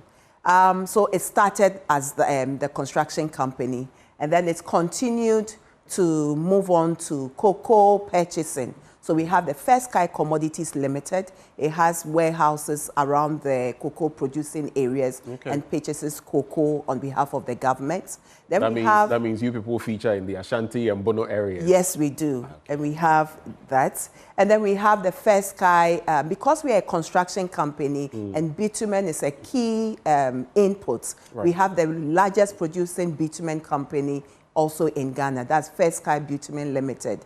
It's on the Dowenya road, and it provides bitumen for the construction company itself and to other competing construction companies as well. We are very open to ensure that the construction industry grows. Then we have the Volta Serene Hotel, the only 4-star hotel in the Volta region. You've been there? I have. Yes. I conducted an interview there sometime back. So that's also a sister company within the First Sky Group. And then out of First Sky Limited and Volta Serene came Serene Insurance Company Limited. So Serene is owned by First Sky Limited and Volta Serene Hotel. Serene Insurance Company is almost 8 years old, and it's in the general business within the insurance company. And last year, and for the past 2 years, Serene has been achieving key milestones, getting awards and being recognized as a key player within the insurance industry. And then we have just recently Western Serene Atlantic Hotel. Okay. I think Abna will be the best I was just going to say that. Atlantic so to cap it off, I mean, your tentacles are everywhere. Then we have the Federal Rural Bank. We are into banking, providing rural banking services to Ho and Pando. The head office is located at Pando. Right. And then we have the Fair Sky Energies. You know about the 50 megawatt solar energy being put up at Yendi. I see. Yes, that's Fair Sky. Yes, it's that's Fair Sky. That's Fair Sky. So you have your Energies. Finger in Energies. Construction, energy, banking. For a moment, I thought you had forgotten banking, insurance, and the hotels industry as well. But focusing on that, Mami Subonte, let's talk about your outfit, the Western Serene Atlantic Hotel. That's the baby of the group, right? That's the baby of the group. Thank you very much. So as the baby of the group and looking at how Fair Sky is expanding, it will not be a baby for long. Because it will not be. You are cutting your teeth quickly. Definitely. I see. But let me just give you a brief on Western Serene. Western Serene Atlantic Hotel, or the hotel itself, dates back to our first president, Dr. Kwame Nkrumah time. This hotel was launched in 1962 by the then president. You know, it was the first one of the biggest hotels to ever happen in Ghana and also in the Western region. It's gone through phases, it's gone through changes, and now as a part of the Fair Sky Group, it carries the name Western Serene Atlantic Hotel. So you will notice that, you know, irrespective of the name or the changes it goes through, the name Atlantic still stands because it faces, you know, the beautiful Atlantic Ocean. And that is what the people in the West, you know, it's an icon. It's something that is symbolic to them. In other words, you're building on legacy and history. Definitely. With the Western Serene so the Atlantic history Hotel. Is there, and we are also building, you know, on it. So let me take you through some of the facilities that this, hotel stands to offer. Like I said, it's a premium brand, delivering premium services, quality, top-notch services. We are a 4-star, you know, aspiring to become a 5-star very soon. Tell me about some of your services. Okay, so we are 130, you know, bed accommodation. So we offer accommodation to both the business traveler and then the leisure, you know, traveler. We also have catering aspects, that's the food and beverage aspect. So it's a destination. We have tennis courts. So for the sports people, we have a football pitch. The golf is very close to us, so you know you can just walk. It's just a walking distance for you to be on the pitch to play.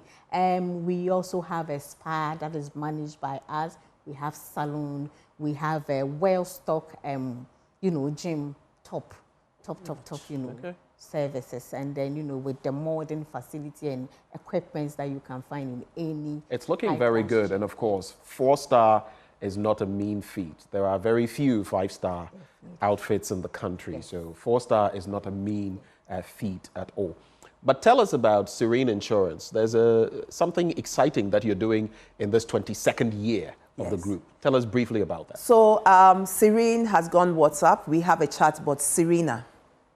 Oh, that's innovative. Serena. Serene. So we are saying that you don't need to download the mobile app and it takes space on your, it takes up space on your phone. So you are always on WhatsApp. So by dialing 0500 517 114, you log on to Serena. Serena will actually type hello and identify you immediately, and then ask you how she may be of assistance to you.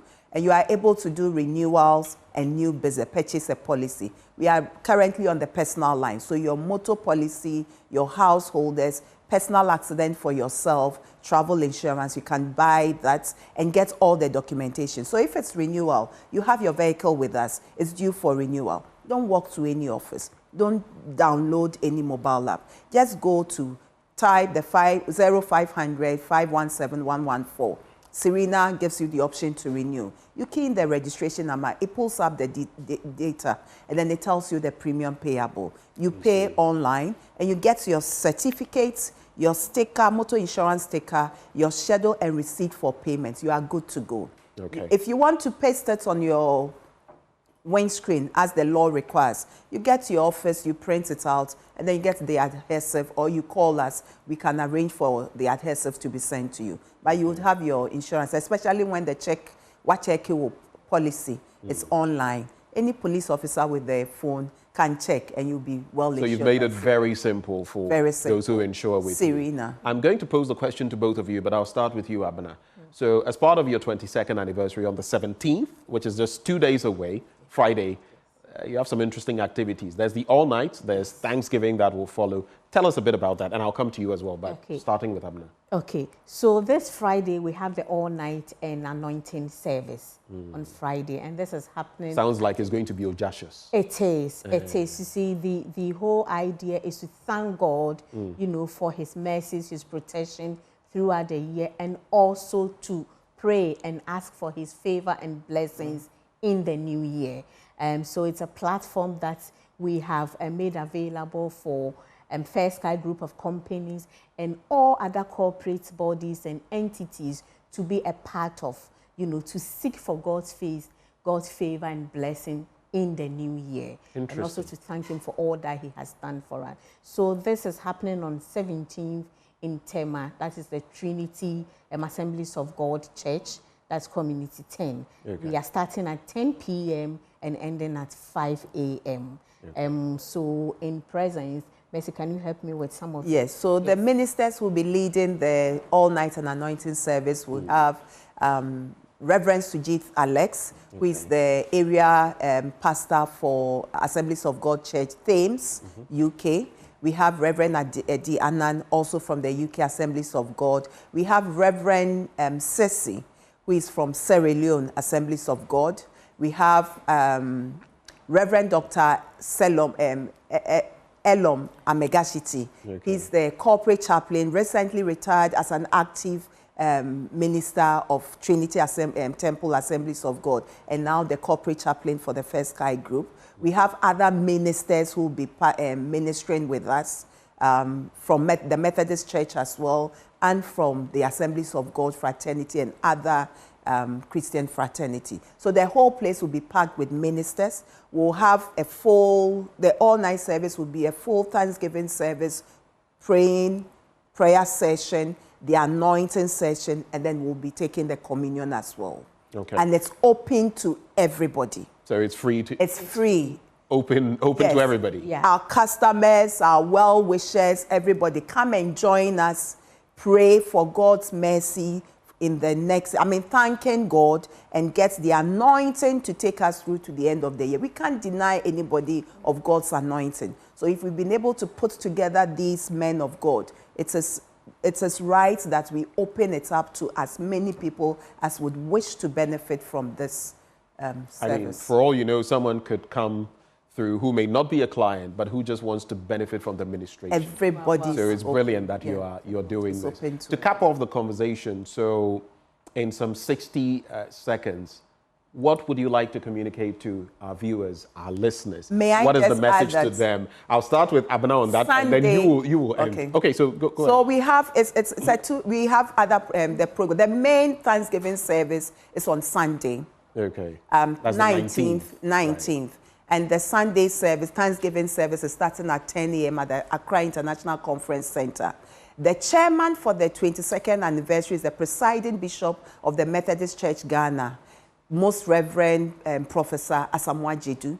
Okay. He's the chairman for the occasion. Okay. And the guest speaker, or the speaker for the event, is the Reverend Wengam, who is the General Superintendent of the Assemblies of God Church Ghana. Right. There are other ministers who will be attending. So we have Reverend Dr. Lawrence Tete, we have Reverend Steve Mensah, we have the Apostle General Sam Kwanchi-Ankra, we have Professor Opoku Nina, we have Professor Frimpong Manso.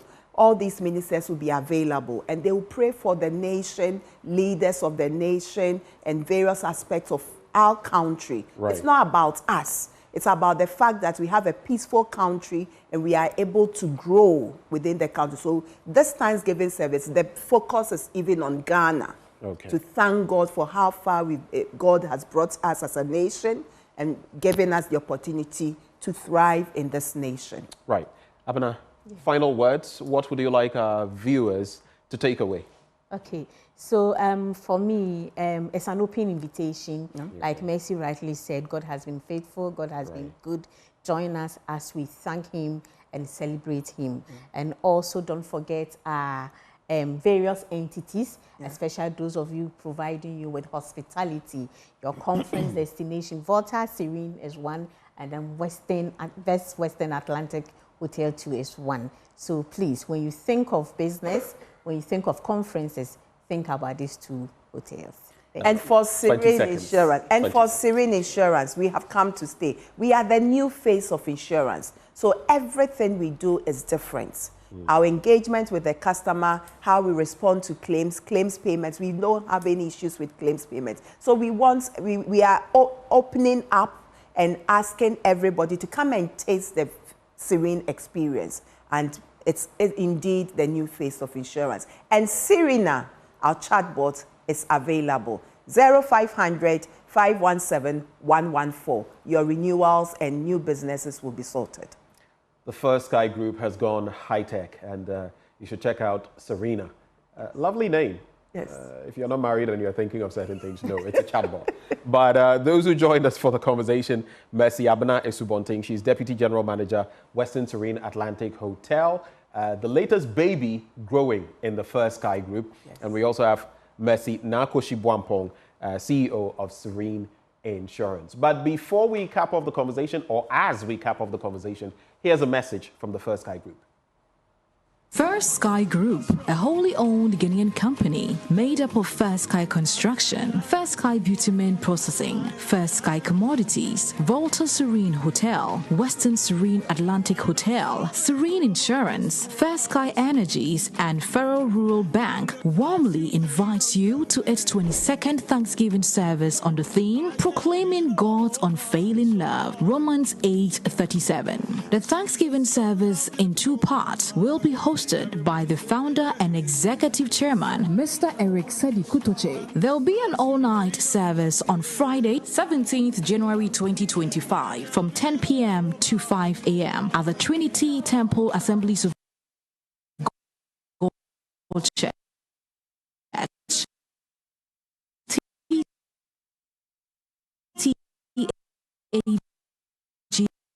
Community 10, Tema. Ministering in Word, Reverend Mark Sessi, National Missions Director, Assemblies of God, Sierra Leone. Reverend Sujit Alex, THAMS North Area Leader, Assemblies of God, UK. Thanksgiving service follows on Sunday,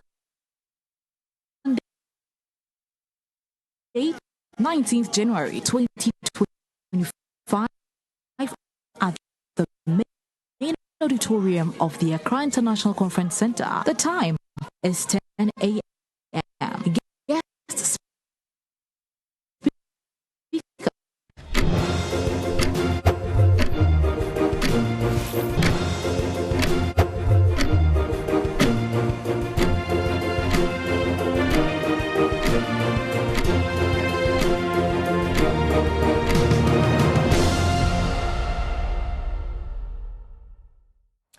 Welcome back. This is the AM show. We get into our big stories now, and we'll be heading straight to security-related matters as we kickstart the conversation with Bawku. And we do know that President John Dramani Mahama has made some key announcements as well as security appointments in a bid to prioritize peace in Bawku.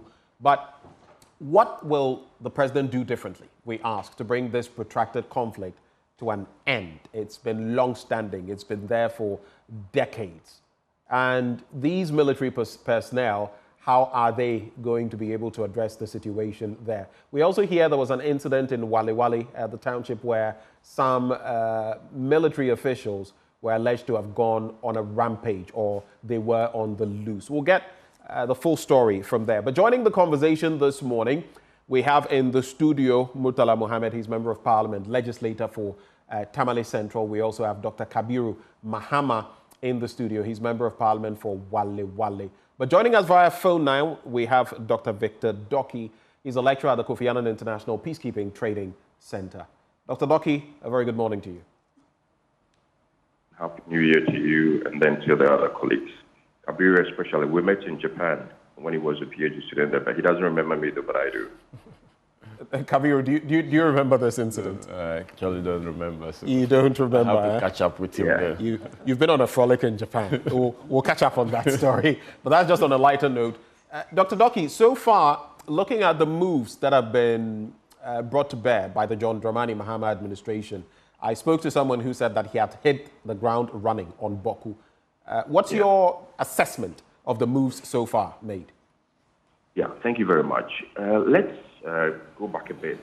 When the now President, John Dramani Mahama, was a vice president to the late John Evans Mills, during that time when there were armed confrontations, he was tasked to lead mediations. And then when he became president also, he led some mediation talks with the two sides. Now, with all these experiences, has given him some sort of leadway or headway with regards to understanding the historical antecedents better, the proximate factors and what triggers, Wow. That's unfortunate. It appears we've lost Dr. Victor Doki. We'll try to work the lines to get him back to share those thoughts that he was, in fact, sharing with us. But just yesterday, His Excellency the President was in Bawku, and of course, there was that unfortunate incident in Wale Wale as well. Let me come into the studio before we go back to Dr. Victor Doki. Dr. Kabiru Mahama, you are a member of Parliament, legislator for that area. What do you know about the incident in Wale Wale?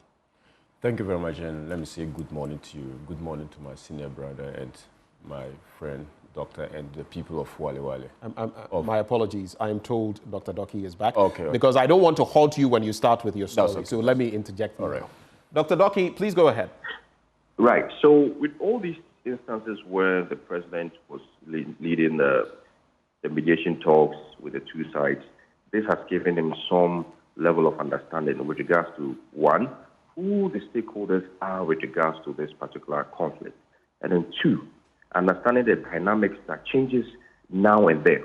With regards to what he has done, himself visiting the place tells us that he means business. He wants to bring finality and address the conflict once and for all. However, he also stated with regards to appointments of security chiefs and all of that, that is in the good direction.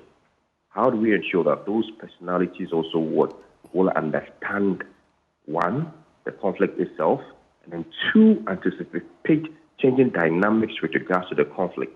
Let's not forget, 13 February 2023 incident in Laryea, that also has changed the dynamics of the conflict, whereby the gentleman, Seydou, has been in Bawku for now. I don't even know if it is there or not. But that has changed the dynamics very, very, in the space of how this whole mediations is going to lead. They need to deal with that also before even talking about the other proximate issues. And then finally table down the real issue, which is a chieftaincy, and bring it to an end. All this is in a good direction, but those service chiefs must also know that, one, in trying to resolve a chieftaincy conflict like this, they have to remain non-partisan, neutral. They have to allow the two groups take their own initiatives with regards to bringing out opinions, and thereby the Bawku Inter-Ethnic Peace Committee, which is redundant for some time, has to be revived. There's a representation of all ethnic groups who have been formed through the National Peace Council. They understand better themselves, so the Inter-Ethnic Peace Committee has to be revived. Let them also lead with regards to negotiations, work with the security heads, and then the National Peace Council on the side. We're going to have a multi-stakeholder consultations. With that, we address the issues one at a time, including the rival chief. And then you tackle the proximate factors. We'll get somewhere. Sustained engagement has to be the key word now. Right. We don't start the process and then withdraw or relax. And then when there are armed confrontations, we begin the process all over again. That doesn't order well. In other words, there must be, continuity as far as dealing with the issues are concerned. Exactly. And that reminds me, Dr. Doki, because the erstwhile administration led by Nana Addo Dankwa Akufo-Addo, they may not have succeeded in resolving the matter, but they did quite a lot in trying to contain the Bawku situation and resolve it. Unfortunately, that did not happen. You cannot take away the work they did. But what then does that mean for these new proposals you are making? It's decades long. It's been going on for many, many decades. How do we resolve it beyond the sustained engagement, beyond the non-partisanship? And even when you speak of non-partisanship, what exactly are you referring to? I've heard some people say ensure that even the minister to that region, I mean, there are certain dynamics in terms of not necessarily being here or there. The committee that will be set up, let people not. That's going to be a dicey affair, isn't it? Yeah, very dicey. Now, I'll take it one after the other. With regards to the appointments, i.e., regional minister and all of that, there is some, concerns, as you have raised rightly. But in my personal view, I don't think that it will stand or that will suffice or that will cause any kind of acrimony with regards to, tensions, rising tensions between the two sides. You have a regional minister who is, let's say, a Kusasi. Now, you can have the security chiefs and other appointees, MMDCs and all of that, from that same side. It doesn't work like that. And what about, the personnel themselves on the ground, the soldiers on the ground? So I think it's just one side people are just looking at.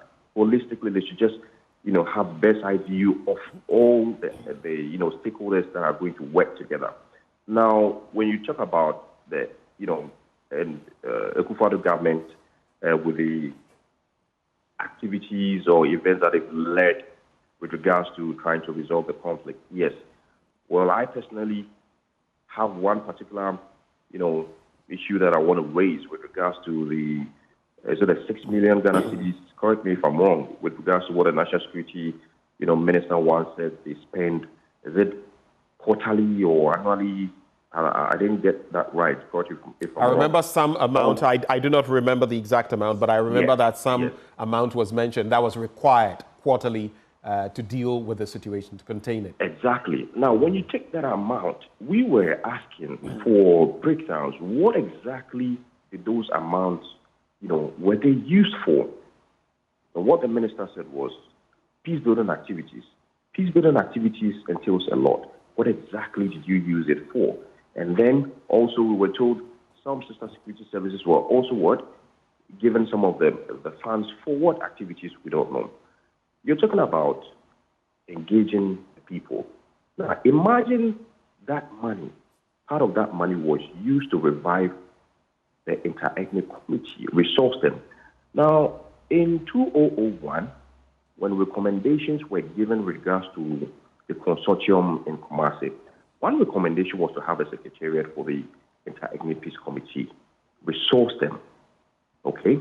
Now, imagine if that recommendation has been implemented, there would be some achievement or some level of progress made with regards to resolving some other proximate factors. For example, farming lands, and all of that. But that didn't happen. So if we are addressing peace-building activities or we are addressing the conflict itself, disbursement of funds or implementation of activities that do not target the main cause of issues would result in nothing. So I think the Israel government did a lot with regards to funding and all of that, but we're just dancing around the whole issues. And then the issue about Alhaji Seidu entering Bawku, my take was a failure in intelligence gathering because there were court issues, court orders barring him and all of that, and then all of a sudden it was dropped and then he entered. What actually happened? All these things matter. So now, different things that has to be done now is the political will, which the president has shown, in my opinion. And the political will comes with what? Enabling the environment, the resources, aside the appointments, okay? the right people who will lead negotiations and mediations, reviving every other committee that is necessary, decades past, that have known to be involved in these conversations. Right. The involvement of the civil society organizations. We've known about the Limusa Development Agency. We've known about WANEP. Those two NGOs have done extensively a lot of work with regards to this particular conflict. Let's involve more of the NGOs. And then I think we'll get somewhere. All right. Dr. Doki, this is going to be my very final bit in about 30 seconds, 1 minute, and then I'll come into the studio and let go of you. I just want to find out, from where you sit, can the John Dramani Mahama administration pull off this feat from where you sit, from the signals you've seen in dealing with the peace-related issues and in also containing terrorism, the scourge of terrorism? Can they pull it off in Bawku? What do you see? Right. So I think they can pull it off when it comes to manning or appointment of the right people in place. Okay. And having the right approaches to this conflict will determine a lot. Now, why do I say so? You can have the appointments there, but if they are not effective, you won't get anything done. Okay. You have the resources there. If the men themselves are not having the right capacity, and so we are talking about the capacity that needs to be built from time to time for them to be abreast with the new changing dynamics, i.e. with regards to terrorism, i.e. with regards to the subject matter chieftaincy. So we need to look at all this, build capacity, resources are there, the personalities are there, and then once I spoke about the political will. And when that is done, we are sure to tackle the issues, regardless of whether it would, in the end, cause disaffection for him or the party or whatever. He needs to take that decision. One, including how do they deal with the issue of Seydou Daurawa Chief. All right. Dr. Doki, thank you so much for joining the conversation this morning. Thank you very much. And that is Dr. Victor Doki. He's a lecturer at the Kofi Annan International Peacekeeping Training Center. Let me come into the studio now. Dr. Mahama, you had started telling us about what had happened in Wale Wale. Curiously, on the same day when the president was going to Bawku to try and, initiate that process towards lasting peace in the area. What happened in Wale Wale? So, from our checks, a stationary car caught fire.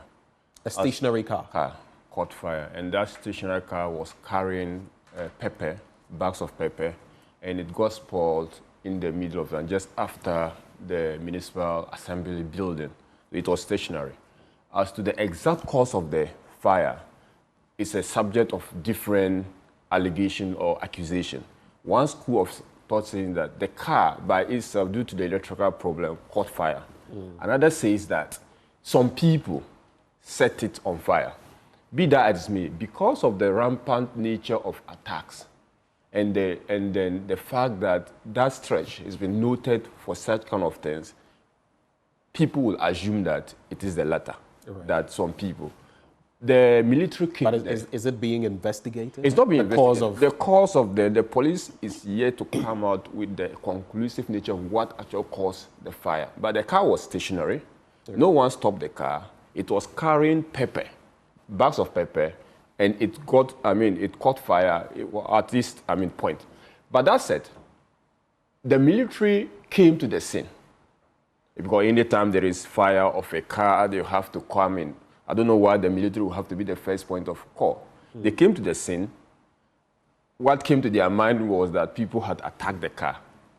And then they went on rampage. This is interesting. What came to their mind? What came to their mind? Because there must be some intelligence before you come. I mean, you would assume that the police would be the ones who would come. But the soldiers came, right? Exactly. And you say their thinking immediately was that someone had attacked. Yeah, because I spoke to some of them. Some of those who were there on the ground? I spoke to the leadership, the command, the military command in Wale Wale. When it came to my attention that the military was on rampage, I had to speak to the leadership and say, what happened? As a matter of fact, the leader apologized to me The commander. The commander apologized to me, saying that, look, this was what happened. The boys, because of the nature of the issue, did not take their time and then went on rampage. And that what happened was rather unfortunate. He's going to go back. He was not even at the command as at the time it happened. He's going to go back to the station and speak to the boys. So and this that was he some level of engaging. exuberance. Exuberance. And I think that the act of the military is dastardly. It is uncouth, it's uncultured. In fact, it's unprofessional that the military should not, because of any mere suspicion, even let's granted that someone had attacked it. I will expect a disciplined society. I will explain a cultured society. I will expect military service with professionalism to, wait for the police to conclude its work. Any corporate found in the process, the law will have to take its full course. But don't you think you are being a bit too harsh on the military? Yes, any investigations would be conducted by the police, not technically the military. But they also say that there was this suspicion based on which they acted. These words, uncultured, unprofessional, that you see. Some would even call them invectives being used against the military. You find them... You're a lawyer. Or you're a law student. The mere suspicion of a crime, does not constitute ground where the military will have to take the law onto their own hand and go on rampage. Indeed. Right? We cannot build a society that way. And I think that if we have to go back to pre-1992 era, where we were ruled by the military, that people feel like if the mere suspicion of a crime, I can go on rampage and beating people, is quite unfortunate. I don't support any violence on that street. I don't support attack on any vehicle by anybody in Wale Wale or elsewhere. I don't support that people should have grievances and channel their grievances by taking the law into their own hands and attacking vehicles. But that said, this current incident had nothing to do with the Bawku incident. It is just a coincidence that people were, and those people were attacked. It's rather unfortunate. Innocent people. A popular NDC base called Do or Die Parliament. It's a popular base, very close to the education office. Innocent people, young people sitting down, carrying out their normal businesses. They did not even know what was happening. The military just came, started beating them, lashing them, and asking them to lie on their lie prostrate. This cannot be allowed. And I just think that much as we wait for the police to conclude on the exact cause of the fire on that vehicle, we have to condemn. And we just need to send a strong signal as a country that we will not allow the military in the civilian space. Right. Once we all get that clear, then the military will be in their barracks where they need be. The police will call them to complement, to assist in enforcing law and order. So this is what I just need to note. Thank you very much. Before I come to you, Murtala Mohammed, some residents have also been reacting to the incident, as the story has been told by the Member of Parliament for Wale Wale, Dr. Kabiru Mahama. Let's hear from them and what they had to share. What the military men are doing here in Wale Wale, they are going to escalate the problem. It will go wide. Because, for instance, me, I'm not part of it. We are not part of it. We are sitting here always, anytime we are here. So what they are doing to us, they are now waking us up to also act something. So they should let peace prevail. Or else, what they are doing, it will escalate. Because if a military man is beating me because of a kusasi, if I see any kusasi anywhere, I'll also try to attack him. So they should be very careful with what they are doing. Here in Wale, we are peaceful people. We don't fight. If you see anything doing wrong in Wale Wale here, then it is not a native of Wale Wale who did it. The person is from somewhere who came and did it here. But we in Wale Wale here, we don't fight. We are going normal our business. So, and even as we have this conversation, we have to diffuse all of this. Let's not kusasify or mampusify this thing. I mean, the actions, if they are wrong, they are wrong. Let's not try to, and that's how we can resolve it. But coming to you, Murtala, what do you make? What's your intel? I mean, on such conversations, usually I would have Mahama Laryea also because of where he is legislator for, speak to the issues. But what do you know about what happened and what's your reaction? Well, good morning, and good morning to my kid brother, Dr. Kabiru, and good morning to your cherished viewers, and most importantly, the good people of Tamale Central. First and foremost, it is amazing that Dr. Kabiru, he preceded his comments on the fact that he doesn't have concrete information as to what actually happened, because he said that one school of thought says that the vehicle was bent. Another school of thought says... I can't remember seeing that. No, you said that. You said that. Well, you did say that you did not have the full complement. Exactly. That's what I said. Of what had happened. I haven't said anything. That, he went ahead to talk about the fact that one school of thought, the fact that you say one school of thought says this, another school of thought says this, it means that there are conflicting statements and positions. But in the end, he landed on the fact that whatever may have happened, I'm coming to the brutality meted about by the military. If you give me a second, I'm coming to that. Now, so when you make such statement, that's a fair position to take. Right. But he concluded as if he knew what actually happened. And I would urge him to watch the video, the clip again. He concluded as if he knew what actually happened. Look, everybody will condemn whatever any security forces does in a democracy. And I join you in condemning the action of the military officers. But your own statement suggests that the gentleman or the commander, I mean, I trust your word, the commander himself was not there. So how did he conclude that the people didn't have any intel, they just went there and started beating people? Well, he says the commander was apologetic for the actions of his boys. I agree. The commander could be apologetic, and he ought to be apologetic because going to beat people is unacceptable in a democracy. But I'm saying that on the matter, like the Gombes have a popular saying, the squatting is just like seeing. On the matter of the burning of the vehicle, and myself and he were having a conversation. People can conclude because of the previous incidences. I didn't hear Dr. Kabiru condemn it with the knack and vigor with which he is condemning this particular action. You know, if you wanted us to know that you be fair in your analysis of this issue, one would have indeed been happy that, Dr. Kabiru on TV condemned the previous attacks and burning of vehicles. Look, shouldn't we be sticking to what is happening? What is happening? There was no even a legislator. Look, sometimes we like going too far into the past. Actually, one thing I note from where I am, while the history is important, if we are going to resolve some of these crises, we need to move forward. You have just said. We need to move forward. You have just said. You brought him on this program because he's the MP there. And you have also said that ideally you would have had Honorable Mahama Laryea on this program. So don't tell me that we shouldn't be talking about things that happen. I'm not saying please. I'm not saying don't. Please. I'm merely saying that sometimes the equalizations become problematic. If you would allow me to just flow. I mean, it's suggestive. And I'm not condemning his condemnation of the military. I would join him to condemn not just the military, any security agencies who engage in that. It has no place in democracy. But you see, and I'll tell you one very important thing. When you interviewed Doctor online, Dr. Doki, and then you asked him whether President Mahama, he thinks that President Mahama will be able to find solution to these challenges. On the back of the signals so far. Signals that we have had. His comments were extremely positive. And I'll tell you one thing. I have been a victim of such conflict before. As a Dogomba, I live in Dagbang, and I still remember the effects of the Dagbang conflicts on families. Families were torn apart. Marriages collapsed. Friends became foes. People who had everything in common became very enemies. I have seen that.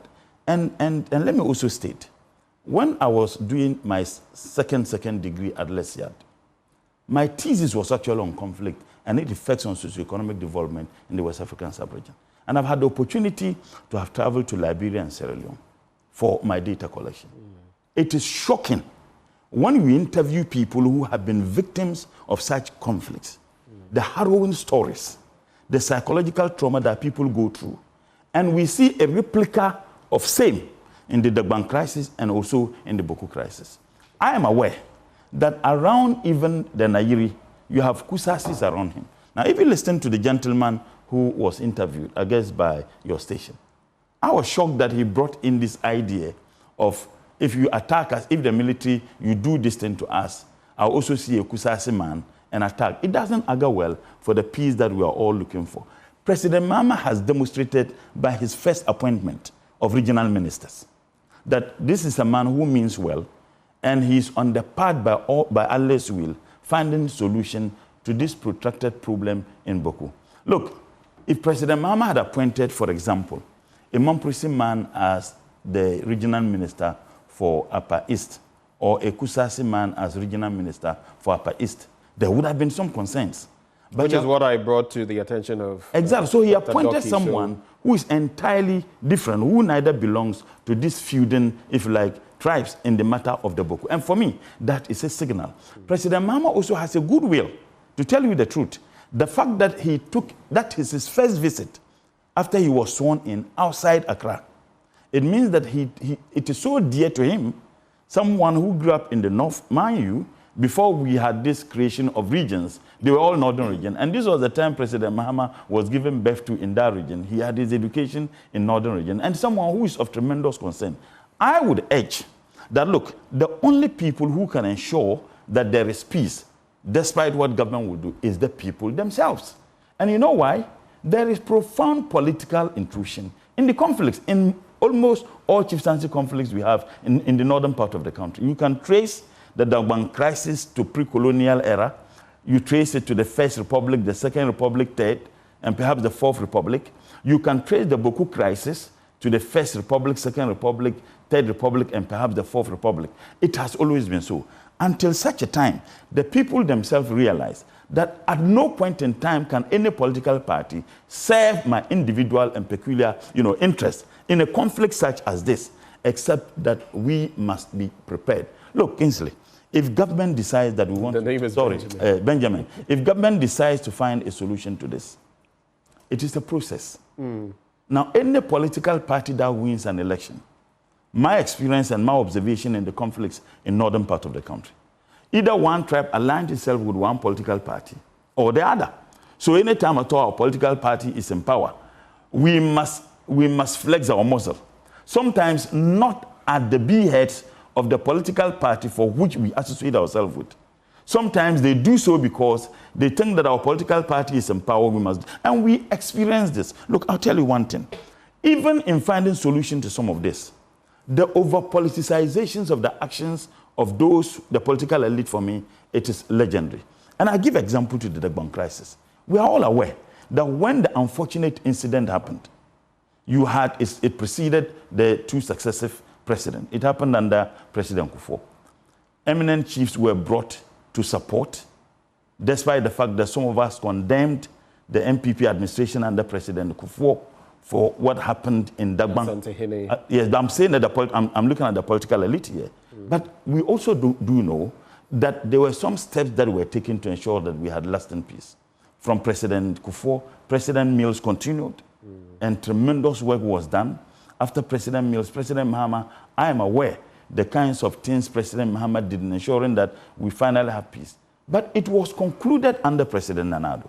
But at no point in time has President Nanado in his tenure, even in his last sooner, did he ever give credit to anybody for ensuring that there was finally lasting peace in Dagbang? He credited himself for everything. Well, the most important thing in the end is that there's peace. I agree with you that commendation is fair. But the most important thing in the end that there's peace. I'm looking at, you see, when you interviewed Doctor, and I believe that you interviewed several guests, and who have all concluded that there has always been political, if you like, infiltration in the chieftaincy disputes we have. Right. Until such a time, we have the capacity and the willingness as the political elite to know that, look, we can do politics, but let us not venture when it comes to some of these things. And it takes the people themselves. Okay. I have traveled to Bawku, and I can tell you, Bawku used to be a very serious commercial town, and those of us who lived in the northern part of the country, if you needed the best jeans and others, you could get it in Bawku.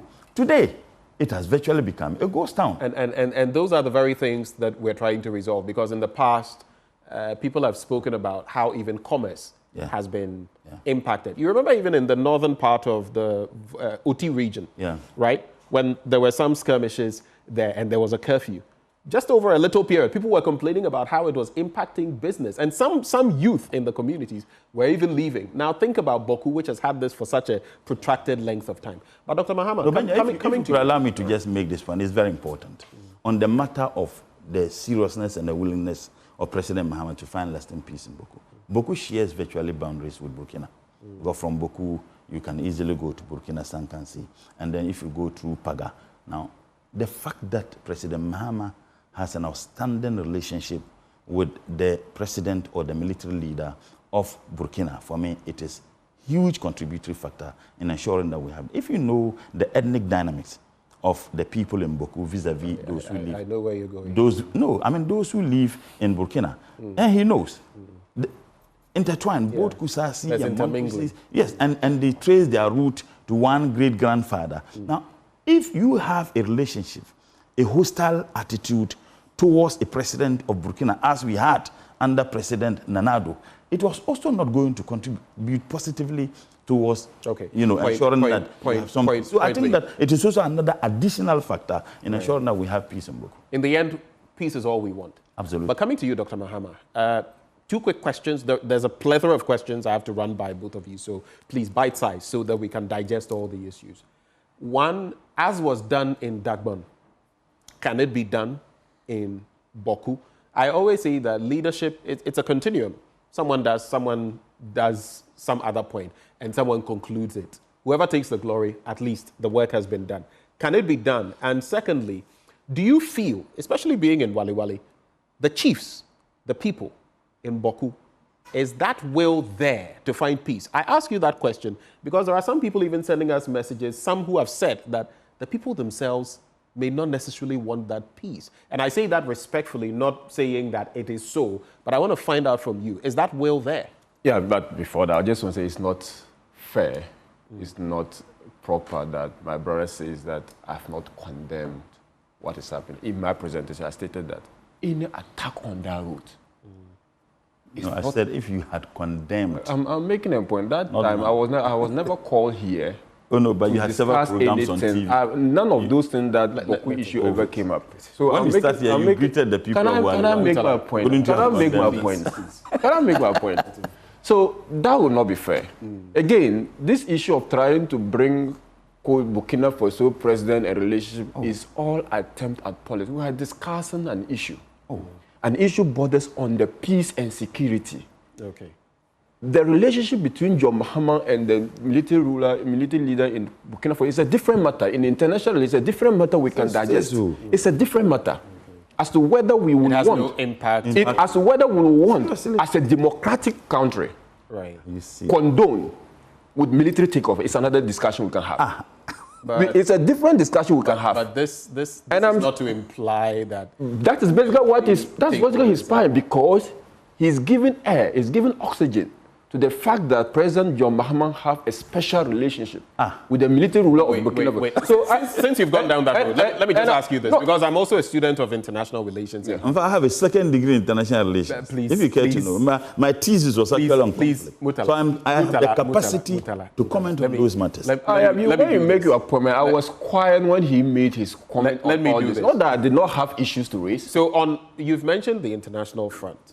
Like it or not, Mali, Burkina Faso, Niger, and others have gone the way they have. Yeah.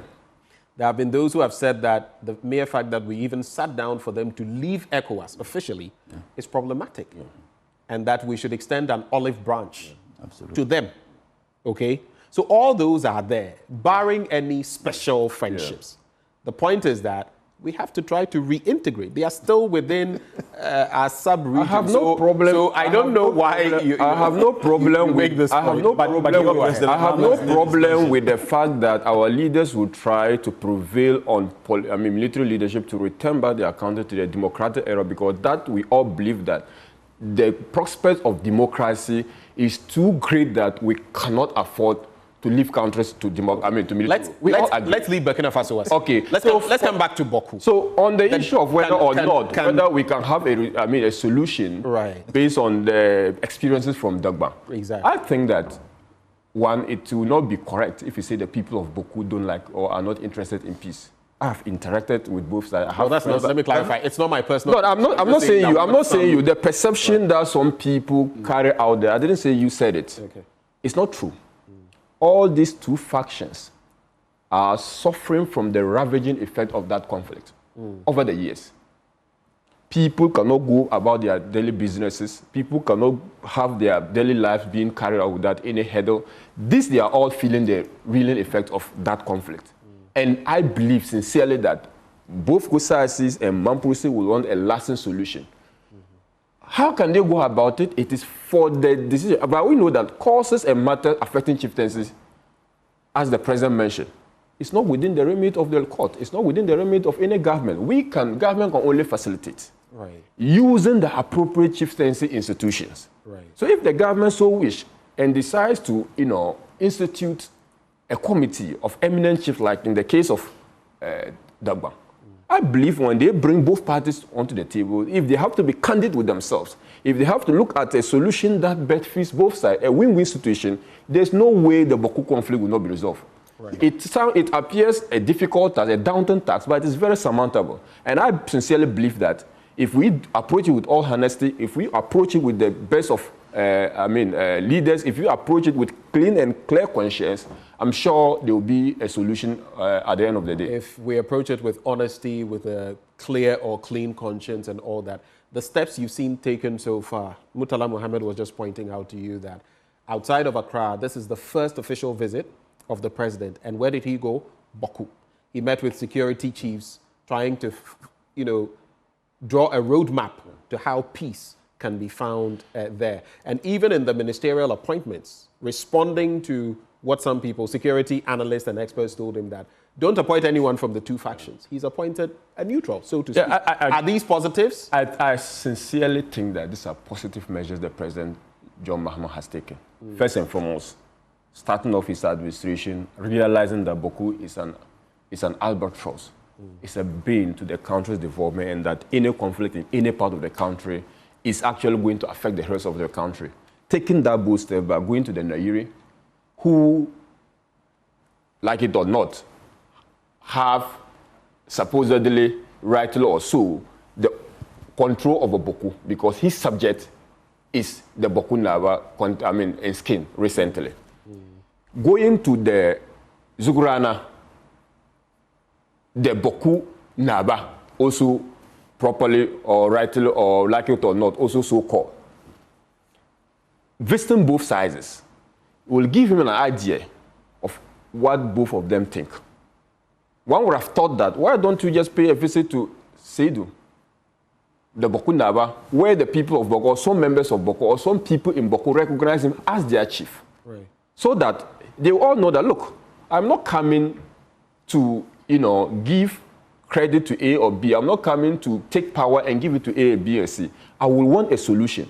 Whatever happened, wrong, lawfully or unlawfully, I want a solution on the table. But I think that has been atoned for by going to the overlord of Mamproko, because whosoever is in skin to go there is a subject of the Nairi. So going to the Nairi and going to the Zugrana is a good step. It's a clear good step. He's not taking sides. It's not. He's open. It's not. It is a sharp contrast. It's diametrical opposed to the position of John Mahama when he was in opposition. Oh, that measure, I think, is more of a statement. That step is more reconciliatory. That statement is now ready to govern. He's now moving away as an opposition leader to a statesman. And I think it's. But in opposition, what exactly? And I think. What did he do? You did not hear them making comments in opposition on this. I don't want to go there. I don't want to go there. Let's be specific. You said you have to. Murtala, let me do my job. You said in opposition. Mustafa, I'm coming to the question. Yes. I have a specific question for you. You said John Mahama, then you said them. Are you referring to John Mahama, or are you, the NDC? Are you referring I'm talking to the NDC. So not John Mahama. Not John Mahama. Because you just said that he is now doing the right thing, but in opposition, he was doing something different. I was saying, yes, that's why I wanted to put you to the sword and find out what exactly. We've had utterances made by John Dramani Mahama to the effect that Bawku belongs to the Kusasi. I see. Okay, that's what I'm saying. We don't need to go there. When we are looking for a solution to... Do you have any idea when this was set? When we are looking for a solution to a matter... Do you have any idea when... I have an idea of when all this was set. Like, I have... Which setting? I just want... If you want to... Truth be told, I don't want to open that chapter. Because when you open... Why did you bring it up? When you open... Because he asked a specific question. No, he didn't. It was in your comment. I made a comment and I said that all transits, he's a party, he has made comments on this same issue. Okay. And the position people have, what people subjected him to. Oh. Okay. So these things... Since I am not... Yeah, these things, when we... This is the one part of what you are saying. I'll let it slide from the standpoint of you are saying that now the actions are right. He's acting right. That's the most important thing. I think that's where we need to all commend the president from. That's the point we all need to. And say that, look, starting with this step, we are likely to get a solution in the shortest possible time. And if he maintains such, I'm sure that in 1 year, 2 years, before the end of his tenure, Bawku would have been conclusively been dealt with. So, on coming to the appointment, look, when you look at the trajectory... Let that be your final point. When you come to the trajectory of appointment, even look at our era, Mr. Nana Addo Dankwa Akufo-Addo's era, Nana Addo, the escalation of that particular Bawku tension was having a correlation with who was the regional minister. Very much correlated. I see.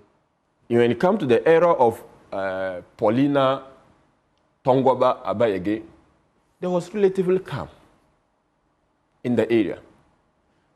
Before even she came, Roxanne, there was relatively calm. But a different regional minister came in. It's like it escalated. One, the regional minister may not be doing anything wrong. But because of the confidence of the people in that particular leader, it has an effect on whether or not they cooperate with that leader to ensure that there's peace. So coming to pick Mr. Donotus Atanga, who is neither a Mampurisi nor a Kusasi, and someone, I believe, being in that region and coming from that particular old stock, understand the issue in his entirety. Also, someone who is very much part of the whole tradition and the whole clan of what you call the northern extraction. He will understand the issue better. He will be willing, if he's allowed to do the work, bring all parties on board, and we have a lasting solution. So that is also a good measure, and with word of commendation. All right.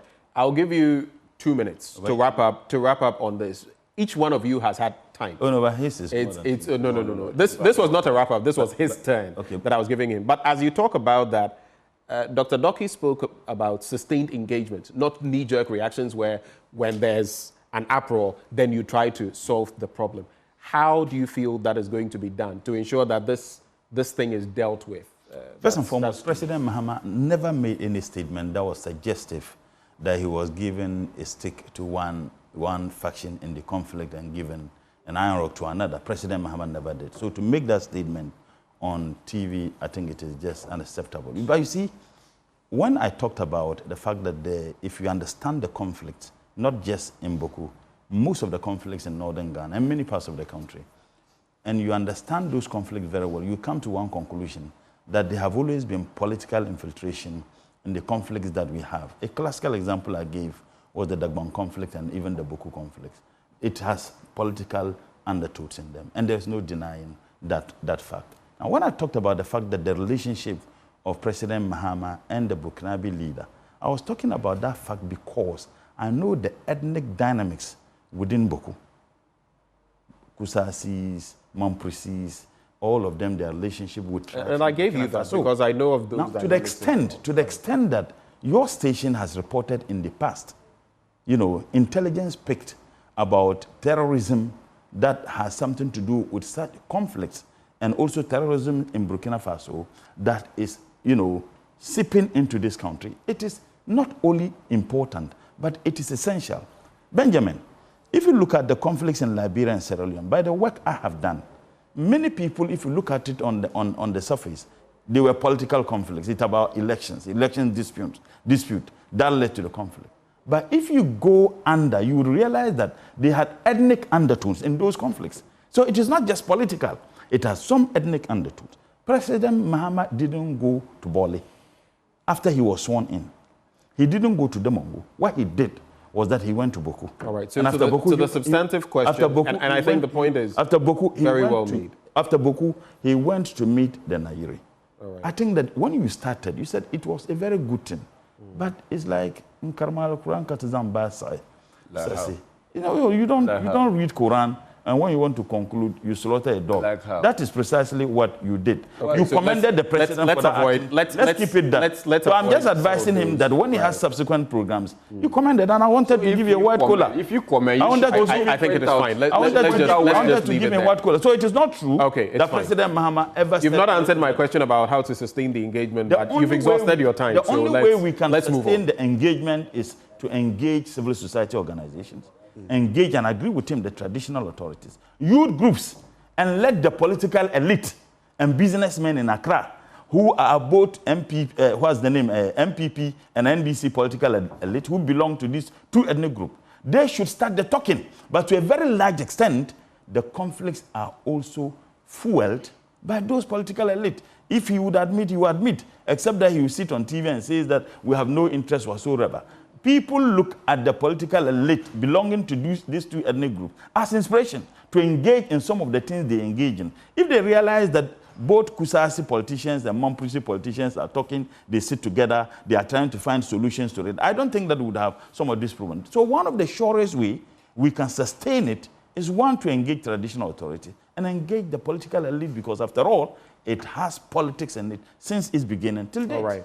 And both of you, interestingly, you are from Bawku Central MP for joining in this whole exercise, because I saw him in Bawku. I also saw pictures of him at the Nairi Palace. So I think that, like he said... But we didn't see you there. You should have gone. The president didn't invite me. No, he didn't need to invite you. If he so needed peace, he would have gone. But if he had even informed me that I'm going to the... But you knew he was going to. I mean, why not? I would have followed him, but he seems to be doing, the winner take his... really? We can continue with the... But on that note, though, I think moving forward, since it's a joint issue, whether you like it, the political elements or dimensions to it, I think we should also be involving. Though, technically, I don't think if you had gone there, you would be sacked. But in the end, if we extend those invitations, I think it will also send a signal to the rest of the people. Mind you, he represents the people of Wali Wali. I don't want... No, I'm saying that absolutely. Right. Recently, remember there was this tension between the Gumbes and Kunkumbes. Recently. And the Honorable Haruna, Honorable Nitul, the leadership of these two tribes in Parliament, some of us were selected. We went with the then Minister for National Security, the Minister for Chieftaincy Affairs, and there were other colleagues, myself, and me, the MP for Sabuba, and the MP for Panda, the former MP. Honorable Adam Mohammed Amina, Anta, Habib, we went. We visited the Yana, we went to the Sabuana, we went around this. And I can tell you, within 3 to 4 days, there was absolute peace. So you're just reiterating, you are reiterating my point. Thank you. To play.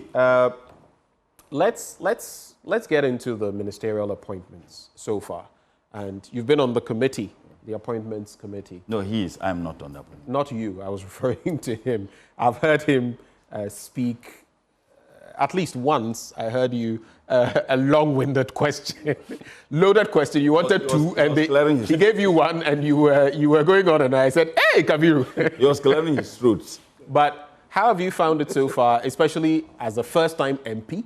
Yeah. What has the experience been like? Before we get into the caliber of people you've seen. Yeah. So, being my first time, I feel like it was a very important and learning curve for us. I also think that the whole process quite unconventional from what we used to see on our cameras, on the television, on the screens, because this one was hurried through. There was no opportunity for the public to receive memoranda, and even the committee is not fully constituted. And I'm saying the phone committee is not fully constituted because of Parliament new standing orders. You realize that some standing committees representation are supposed to be part of the vetting committee. In other words, when you are vetting someone like the finance minister, you expect the leadership or ranking and maybe deputy ranking of the finance committee joining the vetting committee, the appointments committee to vet the finance minister. When you are dealing with someone like energy minister, you expect that the energy committee of parliament would have some representation to come in and sit in as members of the appointments committee to vet. But because Parliament has not fully constituted this standing and some select committees, you found out that the MPP technically had only one, aside the leadership, had only one member in the appointments committee, who is the person of Dr. Honorable Patrick Yabuama. He's the only member. The rest of us came in. The rest of us came in as friends of the committee. I was in that committee as in the finance session as a friend of the committee. In the energy session, I was a member. You still come from a certain stock. No, yeah, I'm coming. I'm coming because the stock and what it means. When it comes to the vetting of my senior brother, Abdullah John Jinapo, right. I came in as a member, de facto, representing the energy subcommittee of Parliament. Right. So I was entitled to ask 3 questions. Okay. But the speaker did not allow me to ask those questions. And not entitled to ask. I was entitled to ask. When the standing orders. The speaker, look, this is what they do in the house. This is what they do in the house. And let him make it, if you have any corrections, let him make it. This is what they do in the house. They do it and they hide under the fact that they are standing. The standing orders do not provide the number of questions each and every member should ask. But the leadership and convention determines it on the ground. Okay, so if you say we're in the standing orders, you don't expect it to be in the standing, but the practice and procedures of the house is part of the rules of the house. So you can't go under the So do you think this was some sort of bullying or? No, that's what they do. It's bullying, and I mean it's intimidation, and they do it to the junior members, and he knows that he's doing it deliberately. They were. So reminds me of secondary school. The first person who asked questions was given the 3 questions, and the person asked it. I was supposed to ask 3 questions. They didn't allow. Whom are you referring to? I mean the Edu. He was a member of the, select person of selected to. Because when I listened to the first time, including Gideon Forsen, yeah. So you see, all of you were restricted to. No. So when you look at Etiwa East, Asante Abena Koko, the lady who asked the finance minister the first question, she's not a member. She's a first timer. She came in as a representative from the finance subcommittee. So she asked 3 questions. And then, what was the name? Chonibua Foko, or what is the name? The person who asked the question about the taxation and exemption. He asked 3 questions.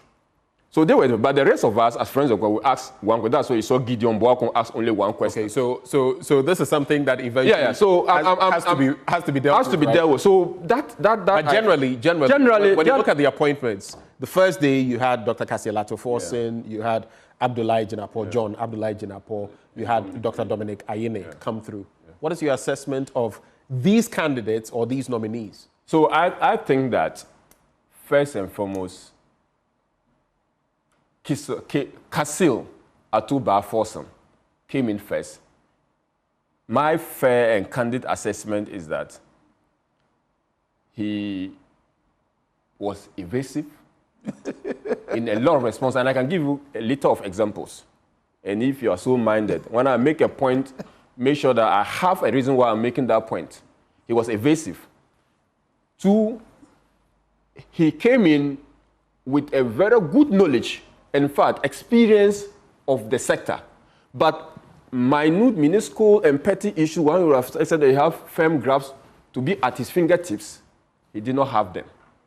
An example. Who is this again? I'm talking of Kasil Atuba Forsen. Okay.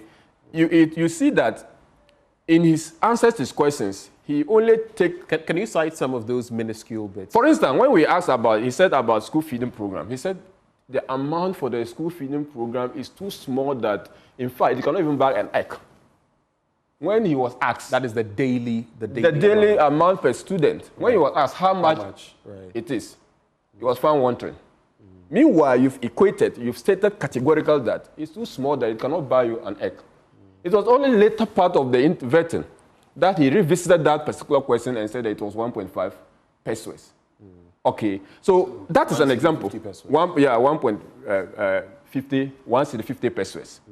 Okay, so that is an example. When you ask the questions about, he's saying that the central bank was printing money. It was asked by Honorable Patrick Boama. He stated that his response was that, look, Ghana was not under IMF program as at then, so it cannot be true. That reason cannot hold. but he forgot that Ghana was under the special drawing rights, which is a program of the IMF, and that the central bank secretary, Sandra Thompson, had explained using that as an example. But that slided. There was no opportunity for anyone to follow up. If you look at his CV, you see, this year, last vet, you realize Ablakwa, and sometimes these my brothers, and Suhini, will be given as preliminary issue for people to go through the CVs of the nominees. But he didn't see that. I saw one or two incidents. I said that where there were corrections. I think Abdullahi Jinapo, there was an instance. Yeah, there was. 2005 in fact, being 2008. In fact, it was Forsen, and some. It was Forsen or someone who raised it, and when he was even trying to raise it, he was asking whether he had opportunity. But you see, as preliminary matter, you'll be allowed to let each and everyone go through this. But generally. So that's Ato Forsen. You have your issues with him, but generally, when you look at him, is he a good candidate? If you ask me, whether they're in the NDC, whether he's the good candidate. No, I'm not asking you whether. I'm making a point. I'm making a point. Okay, go ahead. I would have loved my brother to be. Go ahead. Just make your point quickly. I don't think Mr. Ato Forsen will do bad as the Minister of Finance. You don't think he will? I don't think. I think there are cardinal issues that we have, burning with started that we need the Ghanaian people to know and judge him according to that. The fact that we don't have opportunity to ventilate those concerns, the fact that we feel constrained, the fact that the Ghanaian people is entrusting the enviable position of a finance minister, the holder of the purse, the exchequer of the nation called Ghana, without that opportunity to, scrutinize him on those issues, his company's issues, the company that went bankrupt, and just opposing that with the company law. Okay. You see, all that. So he's a good candidate. You're about to say something about the NDC. Is it that the NDC doesn't have the men? I think the NDC think that's the best they have to give us. They think that's the best. Otherwise, they wouldn't have presented. Quickly to Jinapo. And we have to accelerate because of. Jinapo is a solid guy. He and I will agree that, and he's laughing because I said Jinapo is a solid guy. Because Atu is a solid guy too. Jinapo understands his industry. He has at his fingertips, even though the question I asked him, he did not have that data readily available, but he has at his fingertips. I don't expect them to know everything. He has at his fingertips the industry and how it plays. Right. He comes off as someone who has studied the industry for a long time. Right. And for me, his performance was generally okay, except to say that he was also being evasive. Not evasive. He was at a point dishonest to the committee. Because I asked him a simple question. A KMPNG report that was given to them, and I know as a matter of fact, he has that report. He says, no, he didn't see listen, report. He said he had not seen it. He had not seen that report. Right. When there was issue about the arbitration, he was reading something into the so-called City FM publication. I didn't read all. Afenyo read all. But you see, let's do be a fantastic. Give me 30 seconds on Dr. Ayine, and I also want you to feed in Afenyo Markin's attitude. Some say he was more of a nuisance than, and there were a lot of theatrics. I'll address that. You'll be a fantastic energy minister, and I'll have to give you that. On my elder brother as well, Ayine, Doctor, this is an academic, someone who came from the academia, coming into politics and practicing law for a long time. He has mentored and tutored many people who are now good lawyers in the country. His competence, I have no locus to even doubt. Beyond all of that, how do you find him as a candidate? Bottom line. I find him as a very worthy candidate. I find him as someone who will be able to do the work. I find him as someone who would be fair and candid, someone who would pursue the justice that is part of the position as an attorney general. Okay, I find him as such, and I don't think that he'll be going for the oral type of, prosecution, where people will be persecuted and prosecuted. On my leader. I thought you said you were... Afenyo. Afenyo. Okay, just give me 15 seconds on the leader. Then that would not be fair because... Go ahead, because you've spoken for a while. We All just right. have to... So first of all, we must acknowledge that the composition, that's why I came with the composition. Atu and then Afenyo and Apeja are the only people who can speak unlimited in the committee. That's not even true. Have you read the news? So you routed all your questions I am telling you. All right, so that's the explanation. The standard order, we have it. I have the standard. Let's not have limitless questions. Let's not do standing orders on this. Unlimited questions. Okay. That's what I'm saying. Okay. So I get the point that basically you had to route your questions through. For the sake of time, I have to move on. Please pardon me for that. But when he speaks, when he does that, I don't give an opportunity to respond because no, there'll be no response. So let me make my point on Afenyo, so that we can wrap up on that. 30 seconds. Let's go. Afenyo did an excellent job. Afenyo was protective of the minority members of the committee, and as every leader, you are first out of leadership.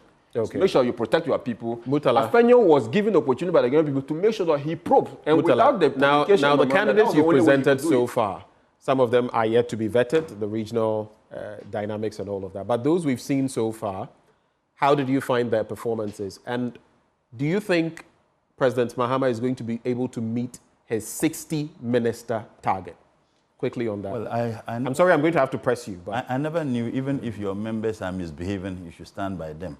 My understanding of good leadership is that when your members are misbehaving, you correct them. You don't just go with them. But you see, Benjamin, you know, he said that Dr. Ayeni, fantastic guy, Honorable Jinapo, they will do well. But when it comes to Dr. Atuforsen, he expressed some doubt. It's understandable. He was one of the advisors to Dr. Baumia and Nanado of the economy.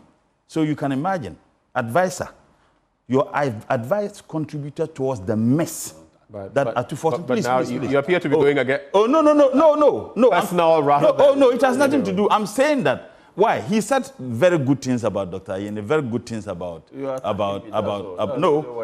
can I finish? Very good things about Dr. Ayeni, very good things about Jinapo. When it comes to Atu, I mean, some of the things he said he was evasive. He couldn't even tell us what he was evasive about. 1 minute more. But I'm saying that he was one of the advisors of the mess created by the previous administration.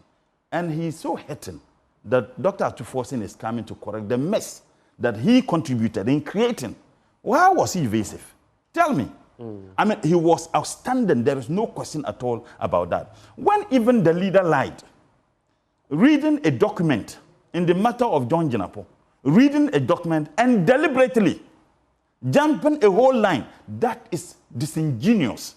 And you don't expect a leader of a house to behave in the manner that he behaved. He was being disingenuous, and when he was quick question on the bit about school feeding. On the school feeding bit, did you hear him? I heard as well. Did you hear him? I thought you gave him so much time. No, we don't have that much time. Oh, then why did you give him? I'm going to have to be a little unfair on this one. So put the blame on me. You've been unfair. This is the second unfairness you have extended. So I'm saying that Honorable Atuforsen said precisely what the people of this country know. He said what he was coming to do. He was candid, he was truthful, he was straight with his answers. When you ask a question and he said that it is something that is insignificant, I ask you, will you give your cat once in the 50 pesos a day? Your cat. Now, so even if he said that it was just insignificant and he couldn't remember the figure, and I heard him say that. Yes. And that's why I also asked him, remember the figure. Do you expect the people coming to sit there to know everything? No, how evasive, some things you will forget. How evasive is that? Okay, and so that point is made. This committee, it is not only Honorable Patrick Buama who is a member of the committee. Right. The committee is well constituted. And the reason why those other committees are not constituted has nothing to do with government. It has to do with parliament. Quickly on the point of 60 ministers. Looking at the names we are getting for the regions, we're looking at the appointments made so far. Of course, key sectors, finance, Attorney General, and Ministry of Justice, and then energy. Is President Mahama going to be able to meet the 60 target, or at least be around 60? Absolutely. President Mahama has reduced the ministry from 30 to 23. So even if he has one minister per each of the ministry, that would be 23. Plus 16 regional ministers. Mind you, there are not going to be deputy regional ministers. That will give you 39. he will still have about 21 to be able to get the 60 ministers. So when I hear them say, you're saying that Mwaboka, President Mahama is truthful, President Mahama is going to work within that particular promise he made. He's not like your former boss who would promise and won't deliver. He's not like your former boss, by the way, who was against your election. Your former boss who would, oh, it's true. He's not like your former boss who would lie. Why would you? Oh, I listen to you. You have to retract. Can I cannot make, okay. You know what? As far as I know, he was against you. Dr. Kabiru. As far as I know, Dr. Kabiru, hold. I know he was against you. He was supporting the. Why are you forcing me to agree with you? So that is your opinion. Exactly. Murtala does not subscribe to that. He doesn't believe that. I'm saying that President Mahama is going to. And you can't prove that. So let's leave it. Let's leave it as Kabir was crying everywhere. All right, thank you. He wept on. Thank you, gentlemen. I think it is clear. President Mahama is going to appoint his ministers within the promise he made. President Mahama is a very honest person, truthful, and what he promised is what he's going to deliver. All right, on promising and delivering, it's interesting that you end on that point, because some people are saying that the president's recent comments about the death of the 8th Parliament and, of course, dying with it everything that came, including the LGBTQI plus bill. Relax, Murtala. Relax. You have a time to bring it. Every parliament will die at a point and a new parliament will start its life. Some people have misconstrued. So let's listen to this bit, after which we'll address the issue of whether the LGBTQ bill will see the light of day. He was president, military president, then he became civilian president. The first time the transition from one party to another took place, I had been Minister of Communications at the time, and I know what happened. So it looks like it's become a tradition that is continuing to, happen, and so we need to see how we can arrest the situation. So we'll take note of that, and I think that together we can find a solution to it. I have appealed several times to people to, act differently and not do the same things that happened before, because the people of Ghana repose a certain confidence in us that we'll do things differently. And so we mustn't say because these people did it at this time, we also are going to do the same thing. And so the invading of government offices, going to take over government offices and things must stop. Ministers are being appointed. Once they take office, all this is going to unfold in an orderly manner. And so I once again reiterate my call to all the people who are doing that to stop. With regards to the proper human sexuality, it's quite a long name, proper family values bill. If you remember, there was a court case that injuncted the speaker from forwarding it to the president, and also restrained the president from receiving the bill. Eventually that case was disposed of in December, I think on the 18th or so. Yeah, so it meant that the injunction had been cleared. But as far as I know, the bill did not get to the president for assent. And so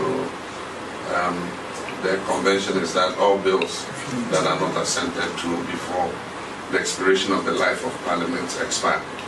And so that bill effectively is dead, it has expired.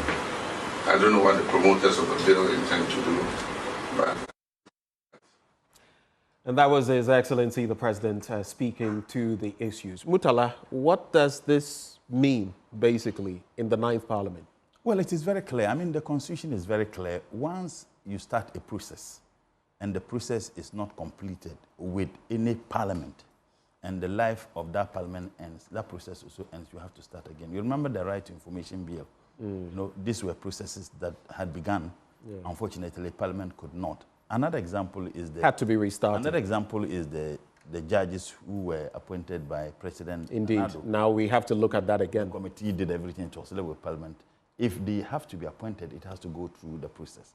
President Mahama is someone who made a promise that, look, if I come and this thing is on this, naturally to be referred to the Council of States, they give their advice. But President Mahama is very clear when it comes to this LGBTQ. When he was even looking for power as an opposition leader, he said, look, our values do not condone such unacceptable. So let's cut to the chase. There was talk about a private member's bill, not and everything. But from where you sit, your caucus in Parliament, this is going to be revived in the 9th Parliament, right? Well, first and foremost, we started it. They were against it. I mean, interestingly... Just answer my question. It's going to be revived in the 9th Parliament, right? That depends on the promoters of that bill, whether they would want to promote the bill again or not, or whether government can decide for it to be a government bill. Because the president said something akin to that. Yeah, so I'm saying that making it government's bill. Exactly, it can. Government can decide. The government can decide that, look, we want to promote a bill. But Murtala, I don't want to hear can or... It was almost categorical back then that you would... I'm not President Mahama. I can't sit here and say that this is what President Mahama is going to do. Or I can't sit here and say this is what the government is going to do. But your party, what is the thinking within your party? The government is being constituted. The government is being constituted. So if I sit here and say, oh, this is what the government is going to do, and government does something different, Kabir will say, oh, President Mahama promised. When he sat here and said, President Mahama said, them. And then when you ask him what he was, when he said them, who was he referring to? So I don't want to do that. But I'm saying that whatever happens to that bill, expose his government. President Nanado had the authority to do what he was supposed to do. But it was very clear that they were against the LGBT. So let's do this. Nanado did not put pen to paper. Is your administration going to follow through? Don't say he did not. Well, he refused. Whichever way he did not. No, not whichever. He did not. He refused. There's a sharp difference between he didn't and he refused. Okay. He refused to put pen to paper because that was the government position that they were against the bill. So you can't concretely tell me that we shall have an LGBTQ bill in whichever same or different shape or form. How can I sit here? I've just told you. The government is yet to be constituted. Okay. Kabiru Mahama, you have the final word on this, and it's a wrap. Position on LGBT. Which NDC? And that... No, which NDC? The NDC as a political party, you have two NDCs in the country. We don't have two NDCs. Let him speak. We the promoters of the LGBT. Then it is not also true that the MPP was against it. Oh, you are against it? I can say on authority, one of the sponsors of that bill was Reverend Fujo. He chicken out. The deputy education. He chicken out. Please, don't even go there. When we were signing, hold on. When we were signing, we didn't sign. Whichever way, at some point, Dr. Murtala he was supportive. Even if I'm you saying that he chicken out. Let him make his point. No, he's not being truthful. He was part of it when we started. He was not. He chicken out. He didn't even. Whether he dropped off at some point, he had been a sponsor. He was not a sponsor. He was not a sponsor. Okay. He had supported it. He was not at some point. All right. So Dr. Mahama, go ahead. He was a sponsor. He was not a sponsor. But you know the sponsors. He wasn't. Go ahead, Dr. Mahama. So Reverend Fujo was one of the sponsors of this bill. Even I know for sure that immediately this 9th Parliament was constituted, he revisited that topic again. But that said, I agree with him that the lifespan of any bill is conterminous with the lifespan of the Parliament, and that once Parliament ends once Parliament is dissolved, effectively the bill is also dissolved. It is not only that, not only LGTB, not only the judges, the free senior high school bill again falls part of that category. So and I feel that was a very sad. It was a very sad spectacle that you couldn't complete. It's a very sad spectacle because who caused it? I'm saying for the MPP, it was pretty sad. And I think it was pretty late in the day for you to bring it up. They wanted us to give tax exemptions. If there was that will, give tax exemptions as a condition. All right. But be that all right, gentlemen. As a condition, and we refused. Gentlemen, they wanted us to give tax exemption to their friends as a condition, and we refused. His point about the fact that when you asked me to, I was jittering. Look, I said I don't want to broach that topic, and you see that when I think it's fine. Let's not go there. Let's not go there. Gentlemen, I'm grateful for your time. As someone sent you a message. Those who joined us for this conversation this morning, we had Dr. Victor Doki. He is a lecturer at the Kofi Annan International Peacekeeping Training Center, and the two sides throwing fire. I've decided to throw water on their fire, like the fire service. Dr. Kabiru Mahama, Member of Parliament for Wale Wale and a new legislator. We wish you well. There's also Murtala Mohammed, whom I hear has recently bagged a PhD. So soon I'll start calling you Dr. Mohammed. Then we'll have peace. Dr. Murtala Mohammed. What? Political science, eh? Yes, political science. University of Ghana. Congratulations to you, as well. I'll address you appropriately. So I prefer comrade. You prefer comrade. You can add doctor titles to him. And he, of course, is a legislator for Tamale Central. But right now, let's cross over. You know that we had that fire, unfortunate development in Kantamanto, razed down stalls, stores, and the livelihoods of many, many people. We'll be taking you back there to assess the situation with the victims, and my colleague Sweetie Abochi is standing by. Sweetie, if you can hear me, what is happening in Kantamanto this morning?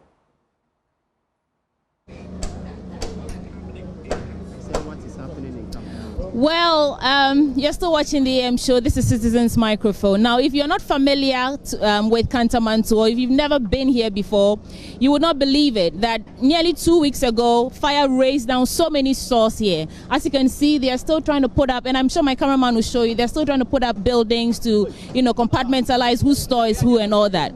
But traders are rebuilding, and this morning we are here to do an assessment. How is life picking up? And we have the chairman of this part of the market here with us, Mr. Amwa. Thank you so much for joining us to talk live on Joy News.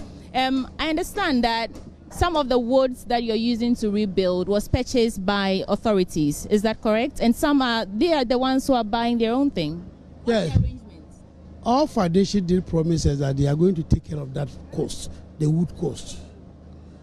But with bureaucracy, things are delaying.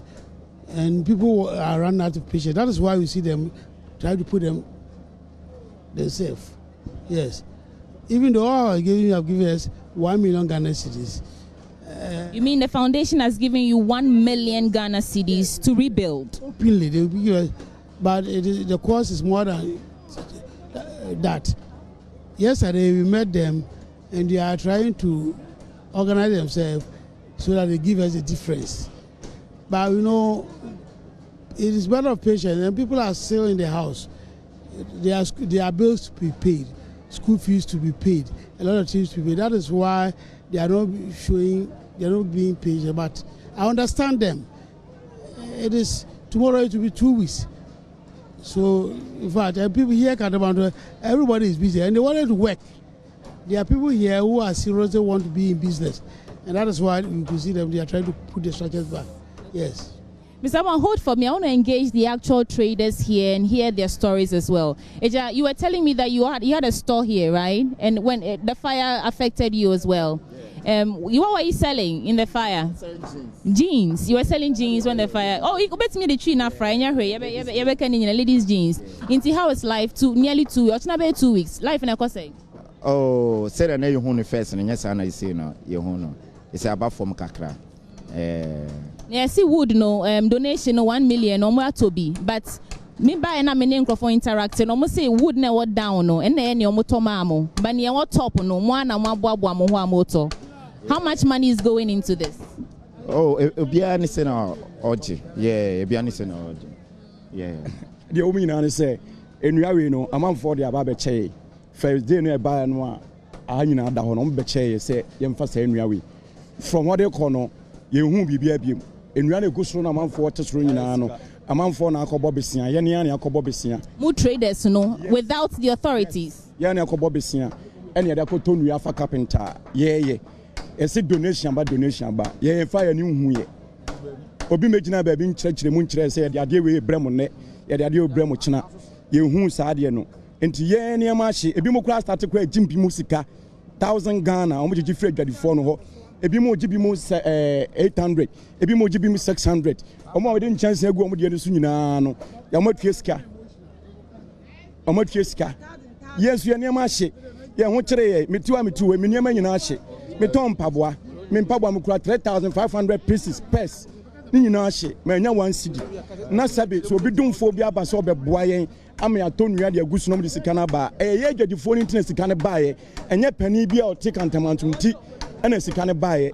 I need to do a translation so we all understand and follow the story. So, true to what I was told earlier, he's asserting that the wood, some were donated to them free of charge, which is what started the foundation. But the one that completes it, I don't know if they showed you well, there are two types of construction going on here. The ones that were used to sort of seal these buildings, they are the ones paying for them themselves. Some go as high as 1,000 cedis, others 800 cedis, and 700 thereabouts. Yes, and so it is their own money that they are using to complete what the foundation did for them. But I do want to get some response on something you said from Ms. Amwa. Ms. Amwa, they haven't seen anything. And I say cheddar, alanchramanting, baumia, almost one of their donations. What is the plan for distribution? You see, when he said a very sad statement from him, I know he have a problem with the leadership. He does? Yes. He have a problem with the leadership. If I inquire from me or somebody else, the leadership will have understand what is happening. Shadow and Co. donated the money, and the amount is in touch with we form a committee, and the amount is in touch with them.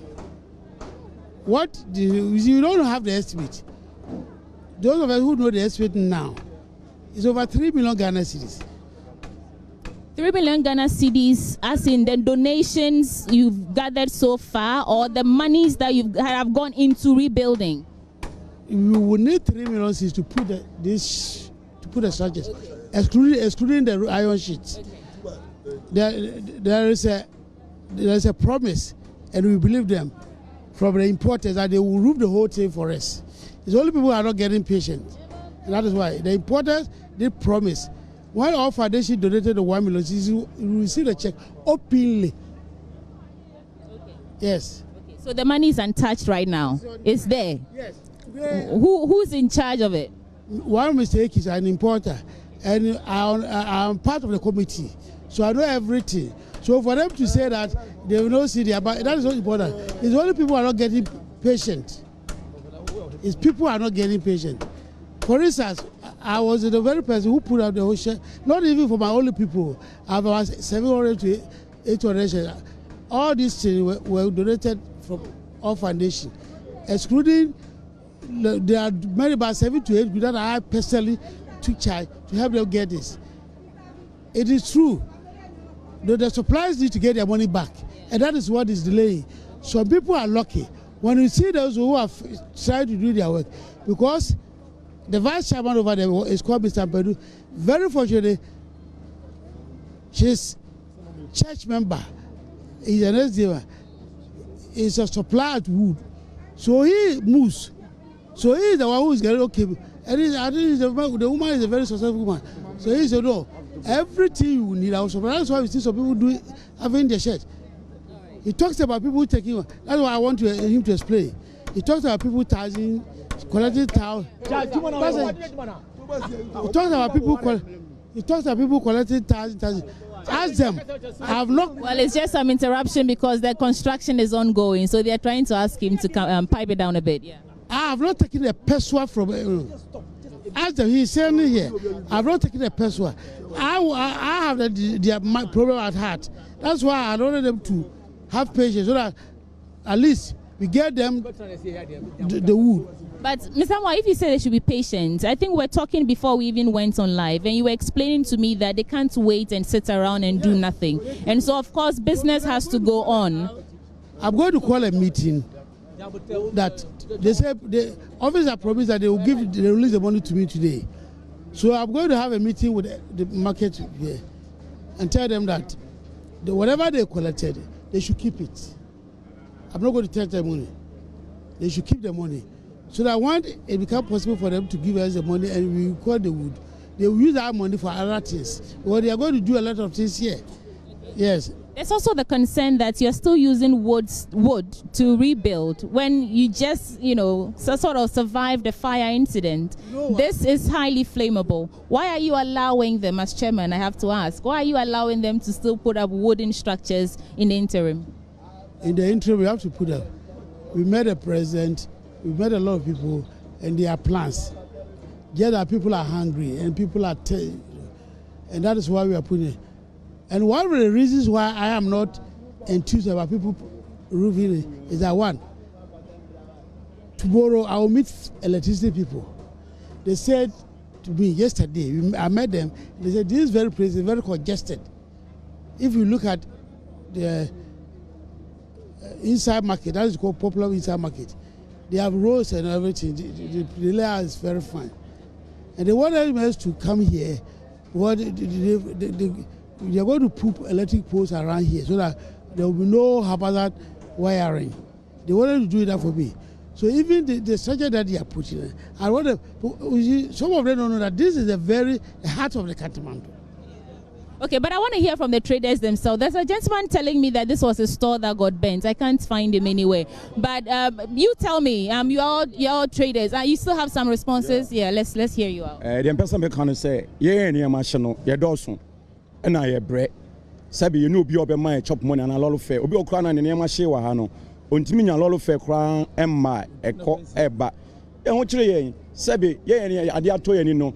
Yenian, yes, I copestica as Hadia Babe boy structure. Nothing called for notice Cadia bread, yeah. I don't know my only who say, Sicase near Diaba, Yakoton Chancing, Obia, I started check, when you and San Fongu Nadia so. I'm my own the echo and an emachan to mum, and I agree why I bread. Sabi, your mammy money and Yamma attitude, we are more Mochomo. Onim the echo to be Obia and Obisas and Adian echo, Penny McCaven, Sabi only Ufirate. Na sebi o danse na fiura na so ojene dan no ntima meka bi papa ncherewa hard dream right for no money ete no say hunu ni yie leadership na ho no so me leadership no omonwe yen ho. Okay, so obviously maybe let me translate some controversy over the funds that have come in and which the chairman says is sitting untouched. They're waiting. I think there's a procedure to where they're speaking to electricians, but he's saying that if they have money, they should sort of make some provision for them because they are the ones whose stores have been affected. They are the ones, some of them are unable to even come to the market. They don't have transportation money to commute from their homes to the market to try and buy some things and sell. So it's a really dicey situation here, but I do want to change the topic though. What to say is here levy ne betting tax ne ade no. And then I want to understand from you say what you was saying levy ne betting tax and I say COVID-19 levy taxes ni na mama so be ye free one na what you was saying levy no ne what wakasa bebre ba me Mr. Obi enokre.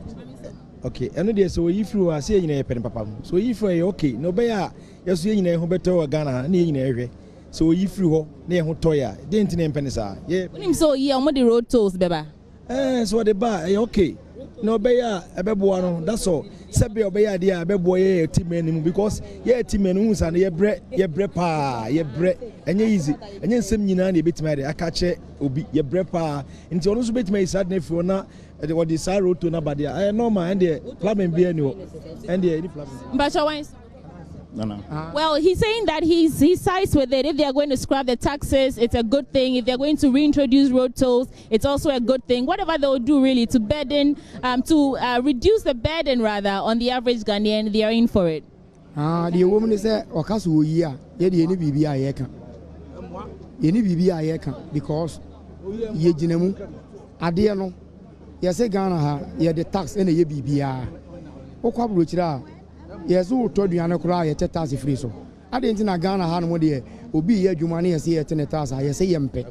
Na him say 11 enye tax ejuma tax o. Wa wo sika wo bank account mo na wo mobile money mu wo transfer am obi. Aban say o tax. Say enye ejuma wa ya mo obi. Tax no already they are deducting taxes from whatever you're making or buying. I'm just giving you that clarity. Me pacho 11 no omotia iskane koi minim baby e ko me pese me musa se kwa ban mu dia ene me ma adwen se omodo yem puntodwuma enti but dia baka kakra pese men kanto me blood ye no so ene se kantamanto ase ye ni ye gina he ye nyina obi aye victim me kura shop me yansa me ye boutique me bra ba konsu ko shop me bra yo kasa ye npa bo bebre ko bi otwa gens okra gens sika no aba wonamo a me ekwan obi ka kire me say yes sika ba Kantamanto ama ye chiche sika ma ya ama ya ye enti obi kura afro no ama 1 seria oni sika ba ha enti ye ma ye sika ene sika ne nso aba no nyame se enka no kore edua ye si wei ene omo de ebe si wo ma ye de aka no individual na kototo e no mudi gu so e de nkyɛnse gu so enti sɛ sika we mudi dua we abesi wode a na sɛ nkyɛnse e ne roofing sheet nyina ba momfa me boso ma yɛn ne ehunu sɛ mo boso acha sɛ ekura ma yɛn na de aka no yɛn ne yɛ boutique ne yɛ to aso ne ehunu but we de saa de ne mantie sɛ mpanifo ne sɛ ɔmomfa me hyɛ gu kwam na sika na amanfo adonate a provide no ɔmomfa me yɛ bibi ma yɛn ne yɛn ne ma se a ye konsohwe mu no ye hunu ba bia yi. That's how chairman says can ho is there's a process to it and but he's also right. 2 weeks. Well. But he's also saying that, well, he sides with scrapping e-levy and all the taxes really that the government wants to scrap. And if it's going to the government to boost something, development, the economy, they're all for it. And then he reiterated the fact that they are all victims here, or they survived the fire incident. And so if there are some funds, it doesn't make sense for the money to be sitting down idle in some bank account while they are still struggling to get back on their feet. So the money should be disbursed. They should use it to roof the structures and all that so that they know that at least they're getting in some help. About e-levy, now Kabibi. Tax na ban no. Sabi when be ya so nkwala no mo free searches no. E di bi so masin. Sabi ye be ya kwan a tax no na tax ye ho na ye de be ya ye nyina be nya ho to. Sabi tax no mo gye no ye dwawe no kra no. Sabi se bi wo ho na mo de sa tax no bi be boa se ye nje na emfa ton chansen a e ho mfa so no ebi no. Sabi so mo ka so mo de tonua e de abrɛn a sabi abane ni sika obabia na so sa taxes na nyina atua no na odi bi beboa yen a eso mfa so no ano ye de boa Ghana fo ye mfa nkoboa enipa foforo bia e Ghana fo ho an ye de ye ho adwuma ji se abane so okura odi tax no be adwuma na se betima so Ghana ni bia so de a ye pen sa iti wadwene se mo scrap e-levy ne nkae no betting tax ne COVID-19 opese nchekere o man dia e de tax no ni ye sabi abrofunu kuro mu na wo honom no ehun se abrofunu kuro na ye no bibia e tax sabi onfifire na ade ye adwuma enti no so ka wese ne nkamia misika enso se ko bia nso eso na eso bia na de meka bia mu nso se ye dwa na ye niam ahye no sabi amanfo kwa aka so mbebo an a bebre susu se amanfo amam misika me tie me niam 3500 pieces mpabo anko a obi o ha bia nim metima cho pictures ni bibia ni nyina ahye me nya obi o mam 1 cedi sabi o sika na omo so omo jejene kwa me nya sika ntua me de no me 2005 me nya sika ntua sabi nti yesrese adofo no peso mbeboaye no omo mwaye ne yempanifo ne di anim no nya yaje so omo boaye nti ade ato ye ni ye bre to mu nso ye mu me foundation bi ba ha so omo boaye omo ma Salicom foundation for ba ha e be hu me members ne omo say members no ha no omo bre 100,000 Ghana say me mfamwa ye nkofo a ye wa ne ho a kire sabi yempanimfo ne de me call police station say esisika bi abantini me mfamre omo yes e de me call police station ma asem no wo police station say aye ka say nye pani bi nti no mo de sika ne baaye ye foundation nti no mo de sika ne baaye say yemfamwa wo omo de police ne CID e de machi say sika be di mo ntimi mfamre mpanimfo ama say no ma frame is the chairman aware omo ya aware omo nyina ya aware ya omo di machi sika no so nye me sika translation. So first he spoke about the scrapping the taxes. He says he doesn't side with the school of thought that we should scrap these taxes because every developed country, he thinks, they run on revenue generated from the people paying taxes and all that. And then he went back to the issue about surviving the fire incidents, and he reiterated that there may be some good Samaritans out there who might want to sponsor them to get back on their feet, but because they'd heard that some donations have come in, they are unwilling or they are not as enthused about helping them out. And so it's contradicting to have money sitting down and then that money deterring others from also donating to help them. So they're really just appealing to the appropriate authorities to come in and help, let the monies be disbursed so that their lives really can get on. And then he went on to talk about, but that's it, what can 11 and then now can't we? But we've had so many men speak today. Wonder why? Let's talk to some women. Yeah, discussing your mamienu. Rebuilding, no, and taxes now buying so be you know. Now so you so possible some of the road tolls ebesan babio. Ni na odwen ho sen. Me mom de wo you live na eya mame. Eto so bie mu so. Ayi tax na ode ato betin so. Sa betin kwa ontwam because of my youth no woman yet not taxi double what the taxi mu kwa na wo kwa na traffic ya na taxi no twabet no twabet one way ko de ko bo obi de matimi de sa betting won twam kwa abasa youth no omo mpa adwuma won twam na eto so bi emu nto so no se si ano we are no wakasa you live in won twam because what the told no ba eye yet income tax yes yet you income tax yet you bibia wa ha enti no say you income tax now sad we have to you live you about 2 years ya isu dia MY it won you live no na mom say see an empanifo no dia me kan say anka wo say wo nyina hu say ye nipa say empanifo ye nipa say sika say na aba ye che obi adin panimu bia ne ye nya meeting no answer between 64 years kafi we me ko pension me ne ma be 1.7 billion and I share say many am be pa et yesra say munim panifo no nkasa do mo ye ni nya. So quick translation, because our time is practically run out. First, she's vehemently opposing the idea of scrapping the betting tax, because she thinks that that's encouraging more people to get into it, and it's very addictive and destructive. It's self-destructive behavior. But then she also adds her voice to the fact that if monies have come in, by all means, disperse these monies, right? So that they're expended on the important things. We are live on Joy News. I'm sure that they have heard. This is Citizens Microphone. I'm Sweetie Abochi. Back to you in the studio. Thank you very much, Sweetie Abochi. Right there in Kantamanto on the back of that fire, and some thoughts being shared. I saw a message from Professor Annan very quickly on the Dr. Forson, and he says he responded that it was 1 cedi 50 pesos. The point was that he responded later, and you say it was captured in the proceedings. But let's celebrate a few people as we leave.